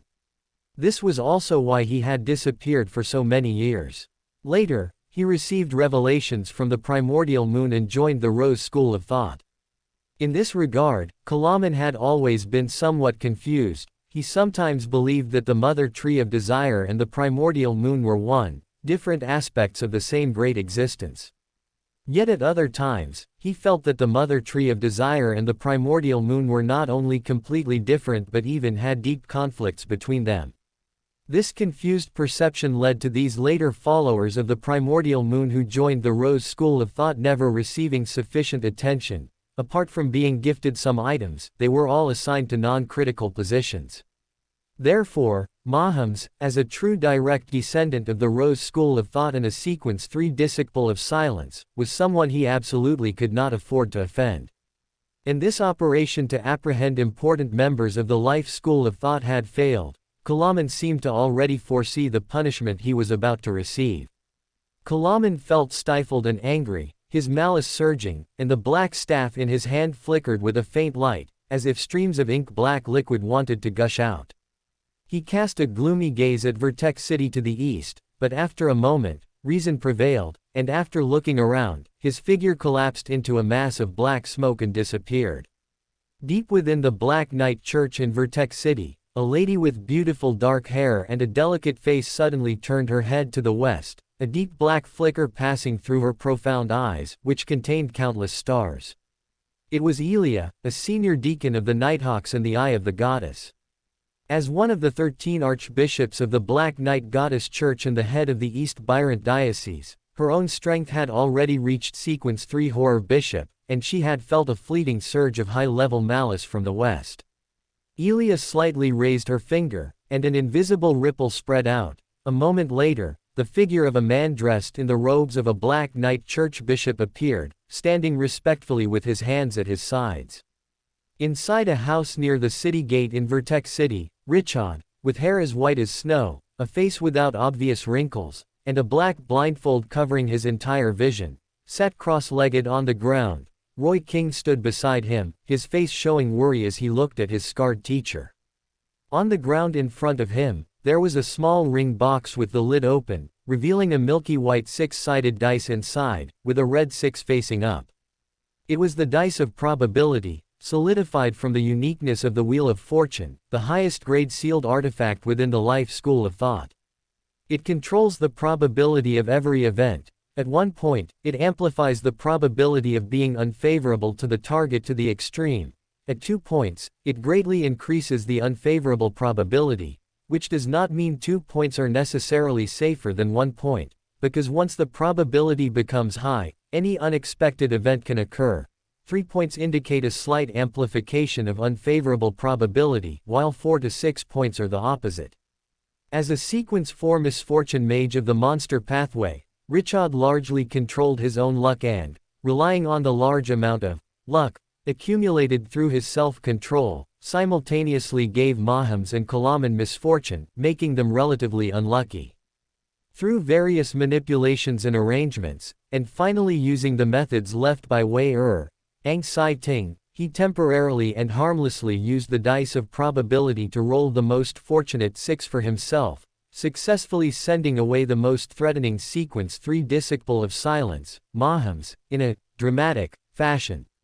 However, because the current use of the dice of probability involved an object that might be connected to another angel, even with sufficient luck, the activation level of the dice of probability far exceeded Risho's expectations, subtly tending towards loss of control.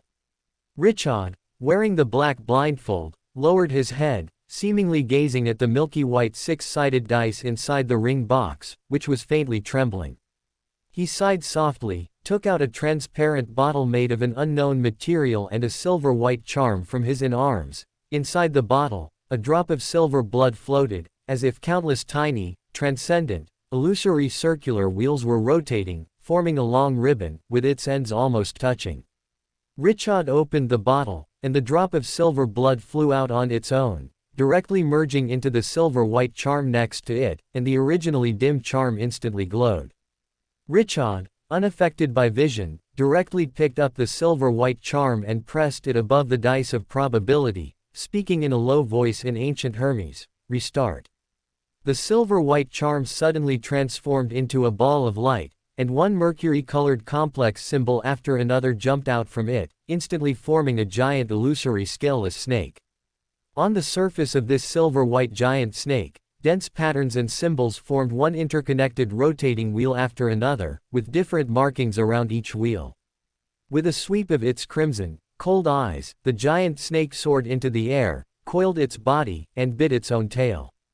Its shadow enveloped the entire room, like a mysterious and exaggerated rotating wheel, also blocking all outward fluctuations, preventing anything here from being perceived by the outside world. Finally, this illusory silver-white giant snake merged into the dice of probability, and the milky white 6-sided dice, amidst the fluctuations of its halo, transformed into a blood-red 3 points, returning to calmness just like an ordinary dice. Richard quickly closed the lid, then took off the black blindfold from his head and looked at the ring box in his hand, which already had its lid closed, letting out a long sigh. As a demigod of the fate pathway, he was not yet strong enough to directly gaze upon the dice of probability, especially when it was largely activated. Only in its current sealed state could he be fearless. After Richard dealt with the biggest trouble at hand, he looked at his student, Roy King, who was standing beside him, and spoke. Is this place safe enough? I need some time to rest and recover from my injuries. Roy King nodded, responding in a low voice with a look of resentment. Safe enough. No one knows I bought a property here. Enzo, that traitor, many people lost their lives because of his betrayal. I will definitely make him pay for his betrayal. I also followed your instructions, teacher, and used emergency communication methods to warn all members of the life school of thought that I know of, notifying them to evacuate, but I don't know how many can still get away. At this point, Roy King's expression dimmed, and his tone carried a sense of helplessness. Richard listened quietly, sighed, and handed the ring box containing the dice of probability to Roy King. He slowly began to speak, under Roy King's slightly bewildered gaze.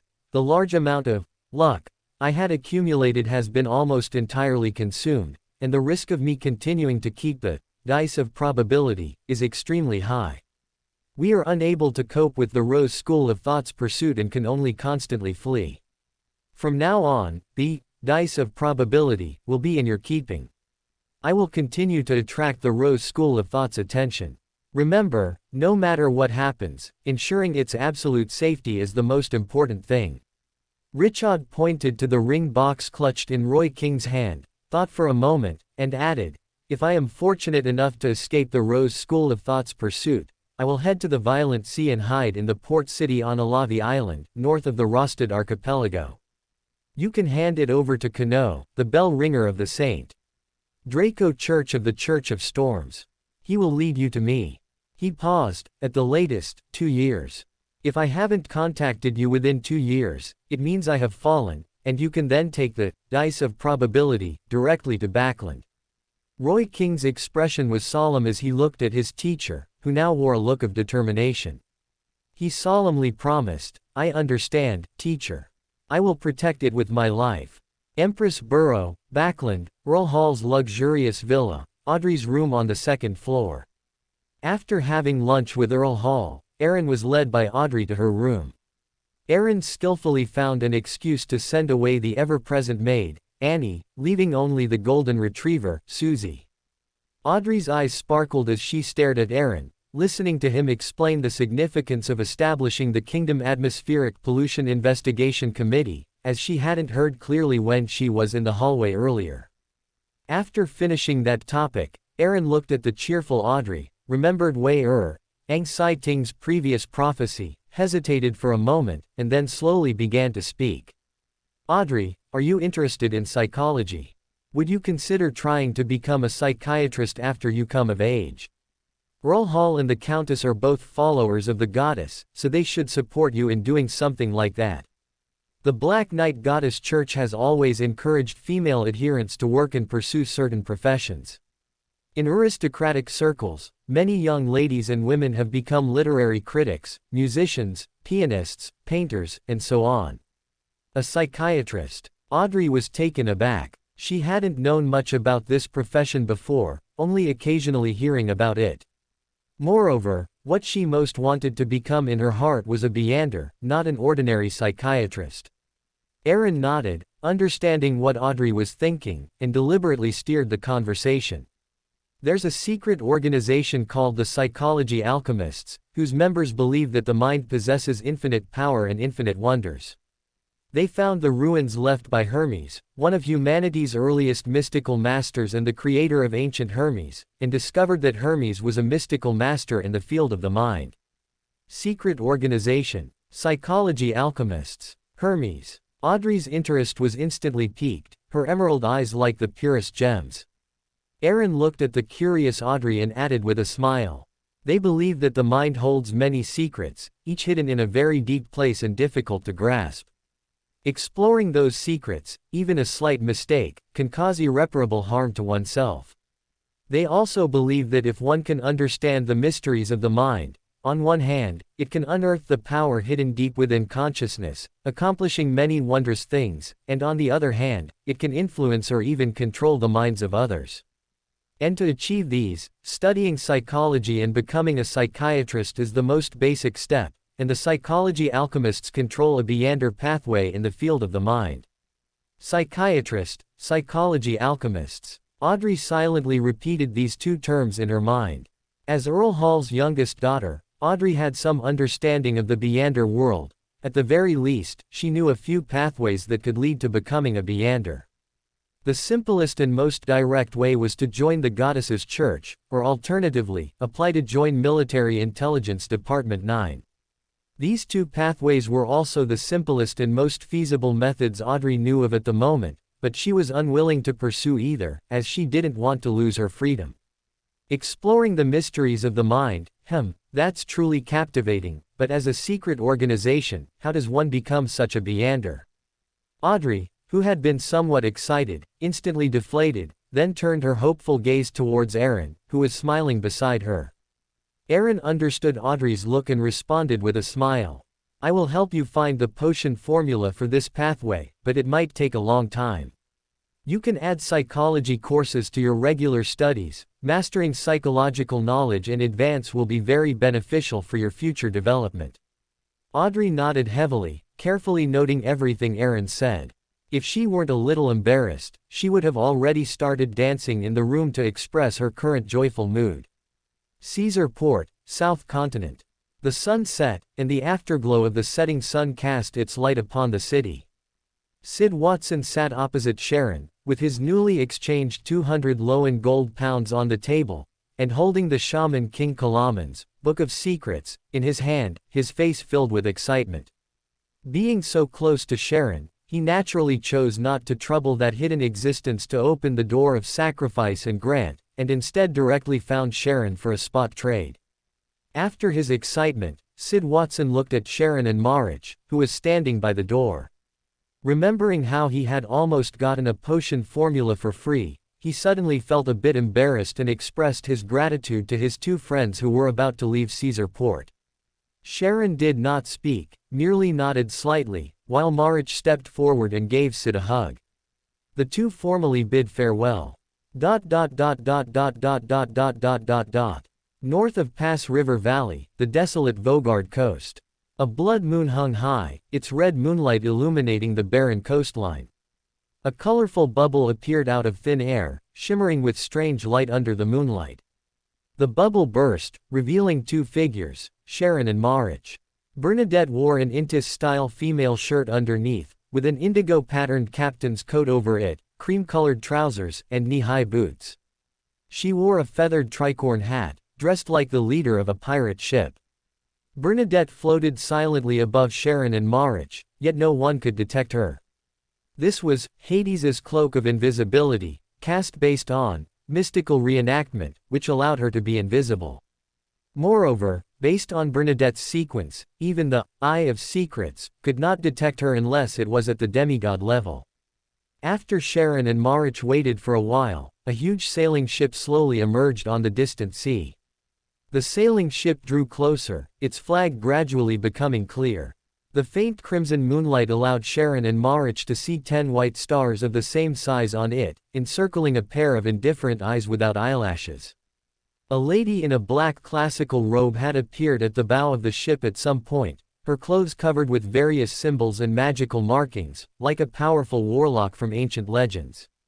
Under the crimson moonlight, a bright light suddenly shone in front of her, and specks of brilliant starlight sprinkled down, condensing into a transparent long bridge. The long bridge continuously extended forward, landing on the desolate Vogard coast. Sharon and Marich exchanged glances, suppressing their curiosity, and stepped steadily onto the long bridge formed by starlight. After walking the last 10 meters or so, they set foot on the deck of the future.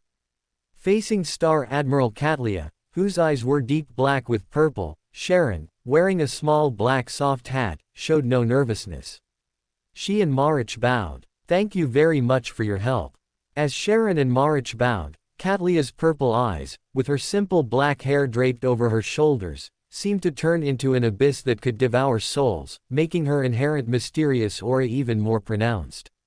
But at this moment, Katlia was not looking at Sharon and Marich, but scanning left and right, looking around, as if trying to find a certain figure. A moment later, she withdrew her gaze in disappointment and nodded slightly to Sharon. Gaze after gaze from the sailors was cast over Sharon stood silently, while Marich showed no awkwardness at all. Instead, he looked around and spoke in a hoarse voice. Fewer people than I imagined. Star Admiral Katlia tilted her head and glanced at him, simply responding. Her Majesty the Queen mentioned in her letter that this mission is very dangerous. Aside from the future, none of the pirate fleet's other ships will go. Similarly, most of the sailors have been transferred to other ships. Only the minimum number required for sailing remains here. Sharon silently observed her surroundings, noticing that the future's deck, bulkheads, masts, and other areas were covered with mysterious abstract symbols, the whole seeming to overlap into a huge ritual magic. Sharon and Marich silently followed Katlia to the entrance of the captain's cabin and saw a man in overalls and a white shirt. He was around 30, strongly built, with thick body hair. He wore a round-brimmed hat with a dent in the middle, revealing a hearty smile, and extended his right hand to introduce himself. First mate of the future, Frank Lee. Seeing that neither of them reacted much, Frank wasn't embarrassed. He just scratched his head and laughed heartily. Katlia opened the captain's cabin door and pointed inside. Your rooms are diagonally opposite. Frank will take you there. If you need anything, you can come directly here to find me. You can dine in the restaurant, or at any time, you can have Frank send food to your room. It mainly depends on which way you prefer. Sharon's exquisite face, lacking in expression, withdrew her scrutinizing gaze from Frank and turned to respond, okay. Frank walked in front, chattering incessantly with Sharon and Marich. Even though neither of them responded much, he remained tireless. Guests, would you like some baked potatoes tonight? Believe me, they taste wonderful. Somewhat unable to bear Frank's enthusiasm, Marich's forehead twitched. He suppressed his inner emotions and said in a low voice, word by word. No need. We are both zombies and don't require such food. Frank was stunned for a moment, then seemed to realize something, his eyes suddenly lighting up as he spoke excitedly. Is it the Sequence 6 zombie of the pathway mastered by the Rose School of Thought? Seeing Marich nod, Frank became even more excited, leaving a phrase, wait here for a moment, before hurriedly running off. A moment later, Frank excitedly ran back, holding a wooden box. Inside the wooden box was a layer of unusually colored soil, with a dead fish stuck in the middle. Without waiting to be asked, Frank looked at Marich excitedly and said, I remember that the zombie has a Beyonder ability to manipulate zombies, easily awakening and commanding corpses. This is a special variety I cultivated, a fish that can produce various fine wines. I originally thought I could plant it in the soil, but unfortunately, it failed. Can you help me turn it into a zombie fish? I think this is a new research direction. Looking at the excited Frank, Sharon and Marich exchanged glances, both seeing the meaning in each other's eyes. This is a lunatic. On a small island at the confluence of the Violent Sea and the Sonia Sea, the blood moon hung high. The figure of a middle-aged man with a north-south continent mixed-race appearance emerged. He was draped in a white robe inlaid with gold thread, his hair was light yellow and slightly curly, his eye sockets were noticeably sunken, and his face was gaunt to the bone. In his brown eyes was an uncontrollable malice and madness. On his rather thick lips were golden nails covered with intricate patterns, sealing his entire mouth, giving him an eerie and terrifying feeling.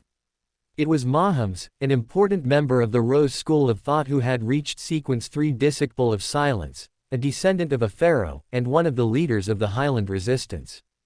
With his appearance, the small island instantly fell into a deathly silence.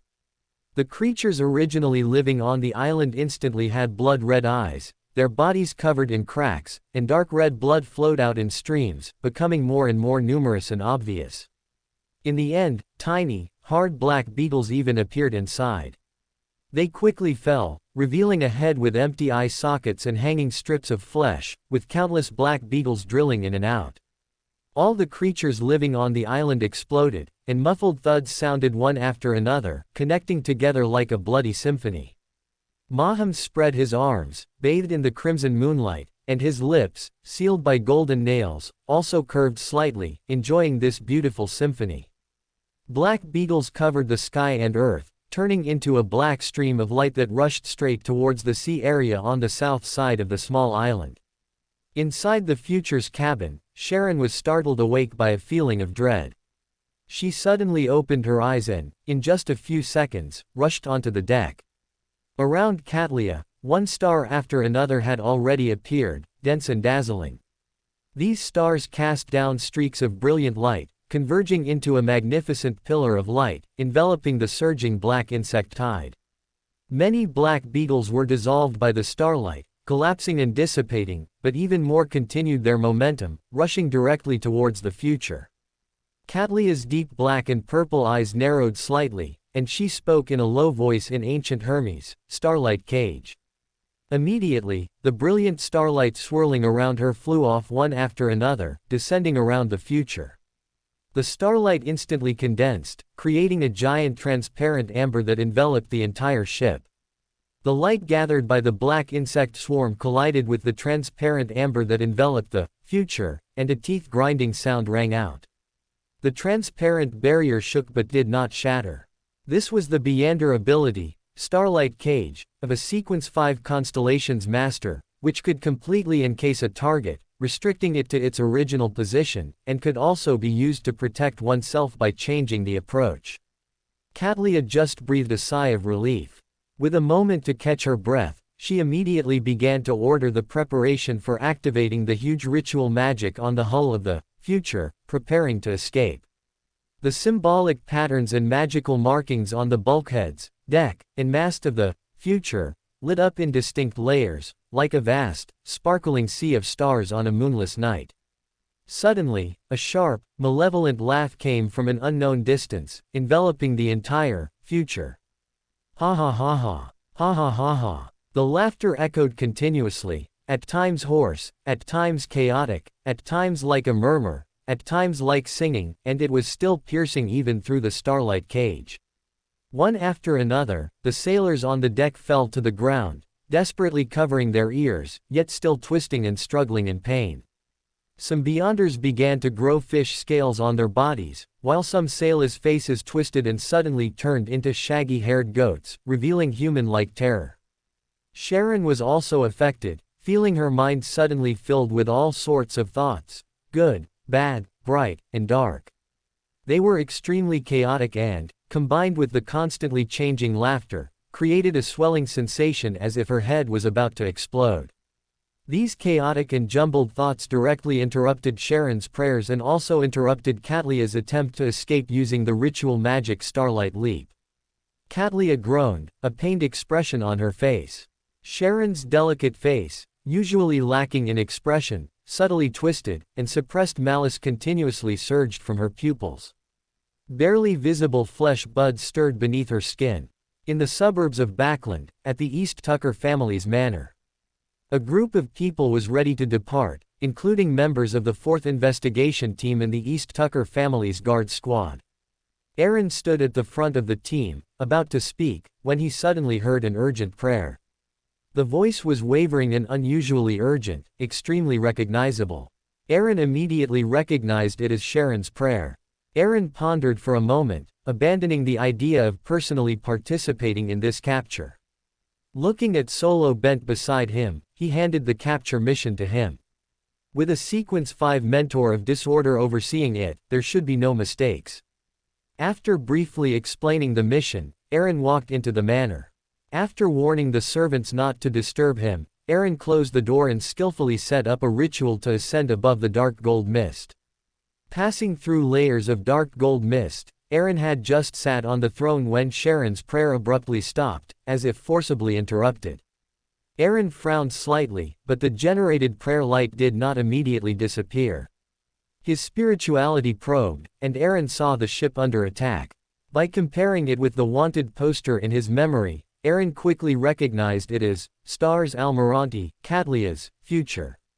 It's under attack. This method looks like the Rose School of Thought style. Just as Aaron was still contemplating, a sudden change occurred. Around the future, peach blossoms instantly fell, vibrant and colorful.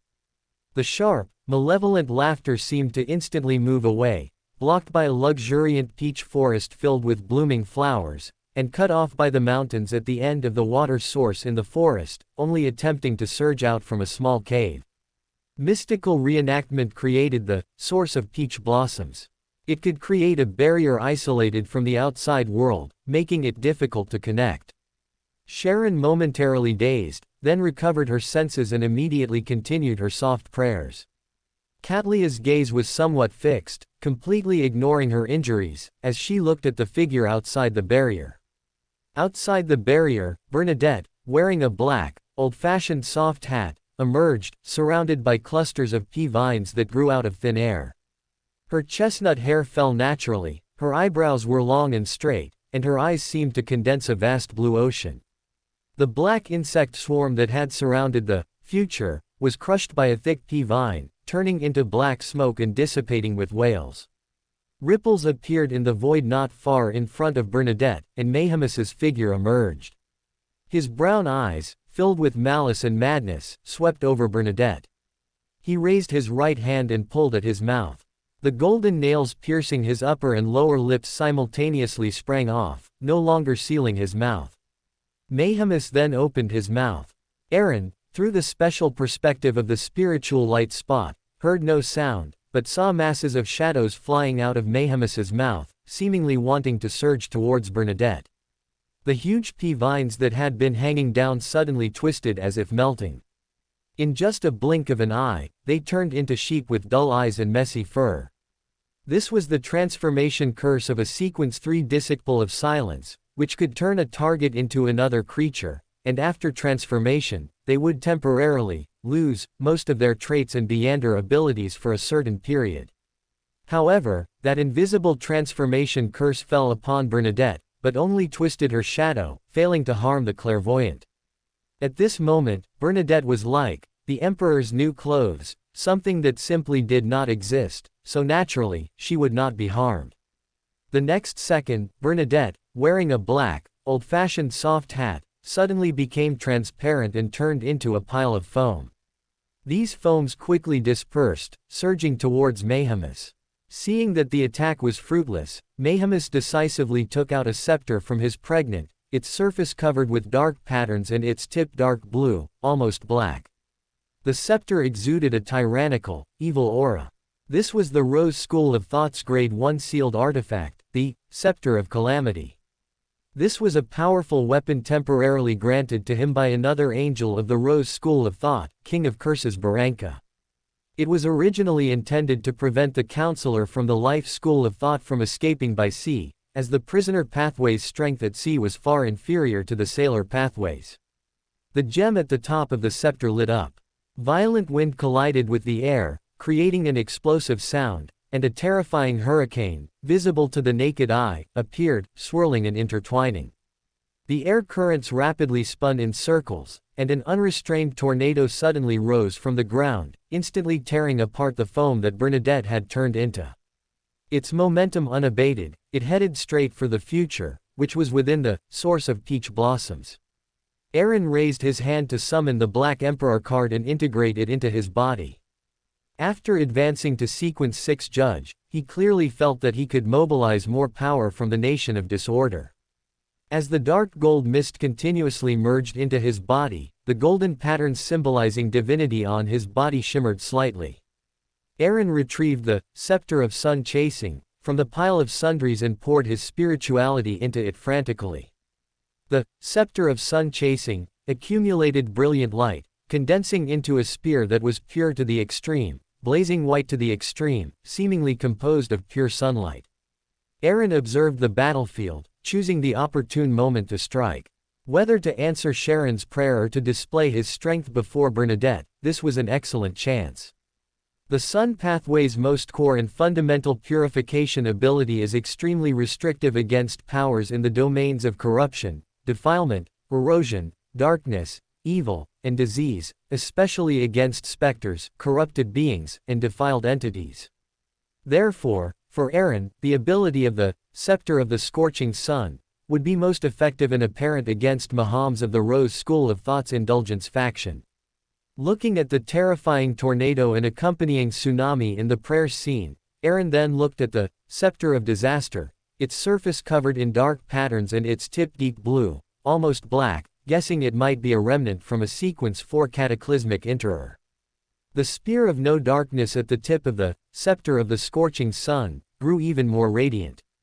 Just as Aaron was about to act, a blood-red pillar of light appeared, instantly piercing through the sweeping tornado and shooting towards Mahams in the distance. The silhouette of an ancient-style spear emerged within the light pillar. From tip to hilt, this spear was stained with patches and specks of blood red, emitting a strong aura of destruction, as if it could harm true deities. Spear of Longinus. This spear had appeared in an ancient, untraceable era, stained with the blood of a great existence. Now, through mystical reenactment, it descended upon the battlefield. Mahams, on the distant sea, his brown eyes filled with malice and madness, suddenly constricted. He tried to dodge but found his movements abnormally sluggish, watching the terrifying, blood-stained spear grow larger and larger in his pupils. This was Bernadette's game of years, cast through mystical reenactment, which could slow down the target's actions, as if they had entered an area with a different flow of time. With a loud roar, a red and black light erupted, and the surging waves smoothed out the original tsunami. As the light faded, Mahams was covered in black viscous fluid, a large hole ripped open in his chest. A lot of black substance gathered, attempting to repair itself, but was hindered by some force. Mahams's eyes were blood red. Ignoring his injuries, he looked coldly at Bernadette with a cruel smile. A small, intricately patterned doll, wrapped in black branches, appeared in his hand at some unknown point. The doll suddenly opened its eyes. Before Bernadette could stop it, the doll mumbled a word indistinctly, and with a strange smile, extended its hands, wrapped in black branches, pulling a phantom, hazy door inscribed with many mysterious symbols out of thin air. This was the Door of Summoning. A sequence 3 of the Moon Pathway is called a High Summoner. This eerie doll, clearly a living characteristic, directly completed a summoning. However, its overall demeanor changed somewhat as a result. The doll's face lost much of its rationality, becoming more obviously mad and eerie. With a phantom creaking sound, the Door of Summoning opened a crack. Through the crack, 2 hands, whose mere aura sent shivers down one's spine, reached out. Their skin was dull and lacked texture, like the cheapest ragdolls. Looking at those arms, a thought suddenly flashed through Bernadette's mind and Aaron's mind in the Nation of Disorder. Another angel of the Rose School of Thought, King of Curses Belenka. Can't play fair, can you? Just fell into a disadvantage and started calling the boss directly. Aaron thought with a slight headache from his throne, the spear of no darkness in his hand poised to strike. The scepter of the scorching sun, in its semi-sealed state, could at most unleash an attack comparable to Sequence 3, which was more than enough to deal with Mahams. But against King of Curses, Belenka, it would be severely lacking, even if only 2 of his arms extended through. Considering this was his first formal display of strength and status before Bernadette, Aaron gritted his teeth, glanced back at the Eye of Chaos, embedded at the top of his throne, and had an idea. There's no need to target King of Curses Belenka directly. If I destroy the medium of his teleportation portal, forcing him to leave is also feasible. After Aaron made up his mind, the golden patterns on his body, radiating divine light, instantly brightened. Waves of unknown fluctuations emerged, echoing through the Grand Palace. The dark gold mist followed the fluctuations, finally surging together into the Eye of Chaos, embedded at the top of the throne.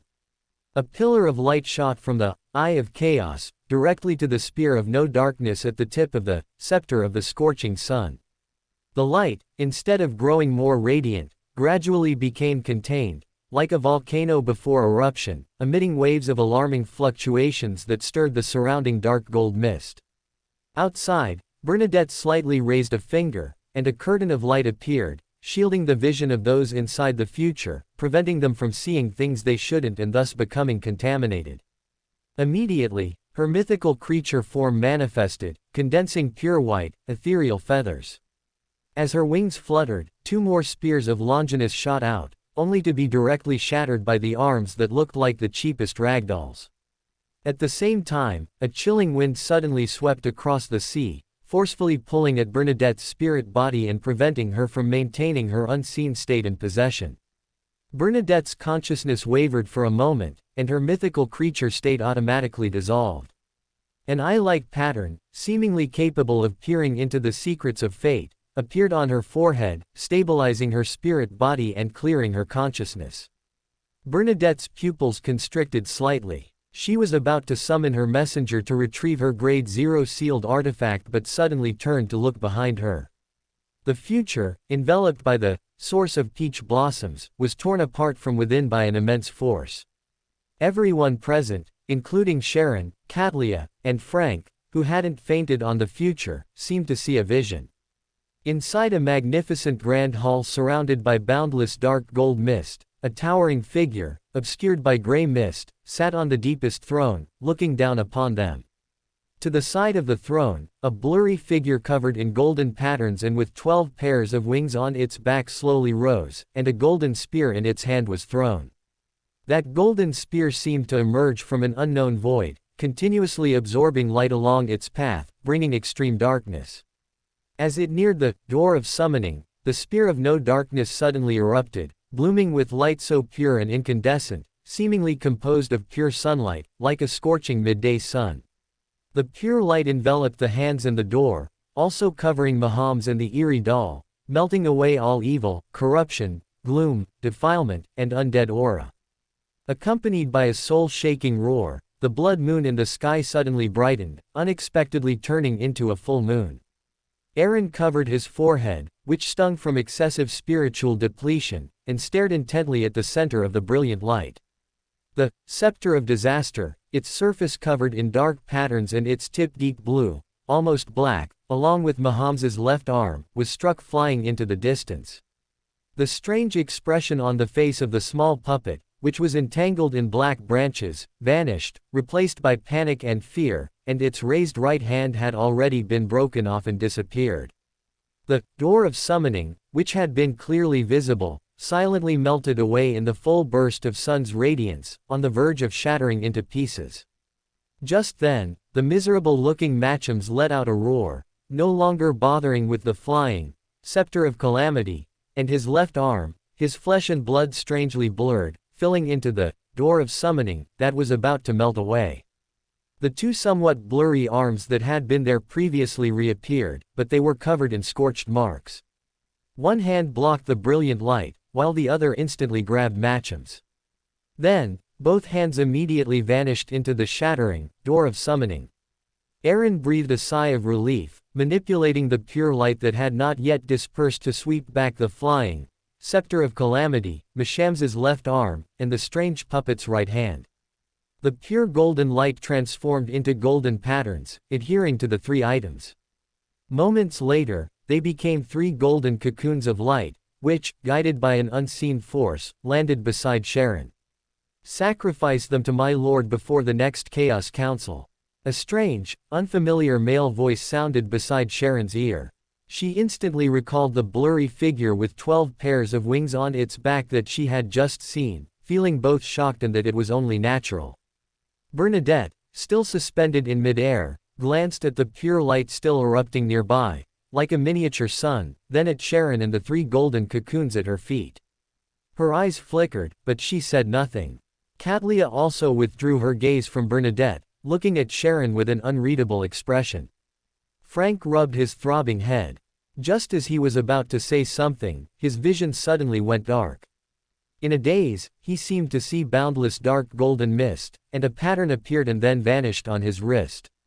Above the dark golden mist, Aaron casually tossed a ball of dark golden light towards Frank, who was a point of prayer light, then withdrew his gaze and pressed his finger onto the scepter of sun chasing. As blood surged forth, the scorching sensation on the scepter of sun chasing, that seemed capable of burning the soul gradually diminished until it returned to normal. Before Aaron could breathe a sigh of relief, as if a certain time limit had been reached, black ripples suddenly spread out from the Eye of Chaos, which had been calm at the top of the throne, radiating in all directions. The entire grand hall seemed to tremble. As black ripples spread, the high-backed chairs and stone chairs standing in the hall toppled, as if ravaged by a storm. Aaron was about to say something when his vision suddenly went dark, and he lost consciousness. The golden patterns on his body, symbolizing divinity, resonated with the magnificent palace, jointly resisting the invasion of the black ripples. Within the grand hall, dark golden mist surged. In a hazy daze, Aaron seemed to see emptiness, etherealness, and void all around him, permeated by boundless dark golden mist. Black patterns appeared, but they were gradually eroded by the surrounding dark golden mist. Backland, Sherwood Borough, Siffield Street No. 43. Furs, who had already fallen asleep, was suddenly awakened by a familiar yet strange stinging sensation. She painfully rolled off the bed and saw the blood-red full moon outside the window. Her remaining sanity screamed, "Why is it a blood-red full moon again?" Shu, from the next bedroom, directly burst in, holding the bottle of special potion Aaron had given her earlier. Backland, inside a simply decorated room. Wei Ang Sai Ting raised his head, countless tiny, transcendent, illusory wheels spinning in his pupils. They connected into a long band, almost meeting end to end. He stared at the sudden blood-red full moon in the sky. Moments later, he suddenly curved his lips, murmuring in a very pleasant mood. Hee, fate tells me that Richard is safe. This deal was quite worth it. Then he muttered, "What exactly did that guy do to make the Rose School of Thought so angry? He's clearly still in Backland, how interesting." In a hazy daze, Aaron seemed to grasp something solid, breaking free from that illusory feeling. Aaron suddenly opened his eyes and found himself still sitting on the throne, his vision somewhat darkened. Looking at the scene around him, as if it had been struck by a storm, Aaron sighed silently. This was the negative effect of using the Eye of Chaos to amplify the Spear of No Darkness, even though Aaron had not directly aimed at the angel, but only at the strange puppet that used the Door of Summoning. Relying on the Spear of No Darkness's suppressive effect on the defiled and the amplification from the Eye of Chaos, that strike barely touched the angel's sequence. Even with Aaron's sequence increase after accommodating the Black Emperor card in his advancement, and with the Nation of Disorder bearing most of the backlash for Aaron, this level of backlash still caused the unwell Aaron to directly lose consciousness for a period of time. This was also why Aaron did not directly bring the 3 spoils of war above the dark golden mist. He was worried about potential backlash, which would leave him unable to attend to those 3 dangerous items from the Rose School of Thought. Taking a deep breath, Aaron endured the stinging pain in his brain and raised his right hand. As the dark golden mist surged, the magnificent hall returned to its usual appearance. After peeling off the Black Emperor card, a feeling of weakness that seemed to touch his soul welled up. Aaron struggled to return to the real world and immediately collapsed onto his bed. The sun hung high. In the suburbs of Backland, Aaron slowly awoke, still feeling a bit groggy. He glanced out the window, finally having the energy to recall what happened yesterday, and couldn't help but feel a bit emotional.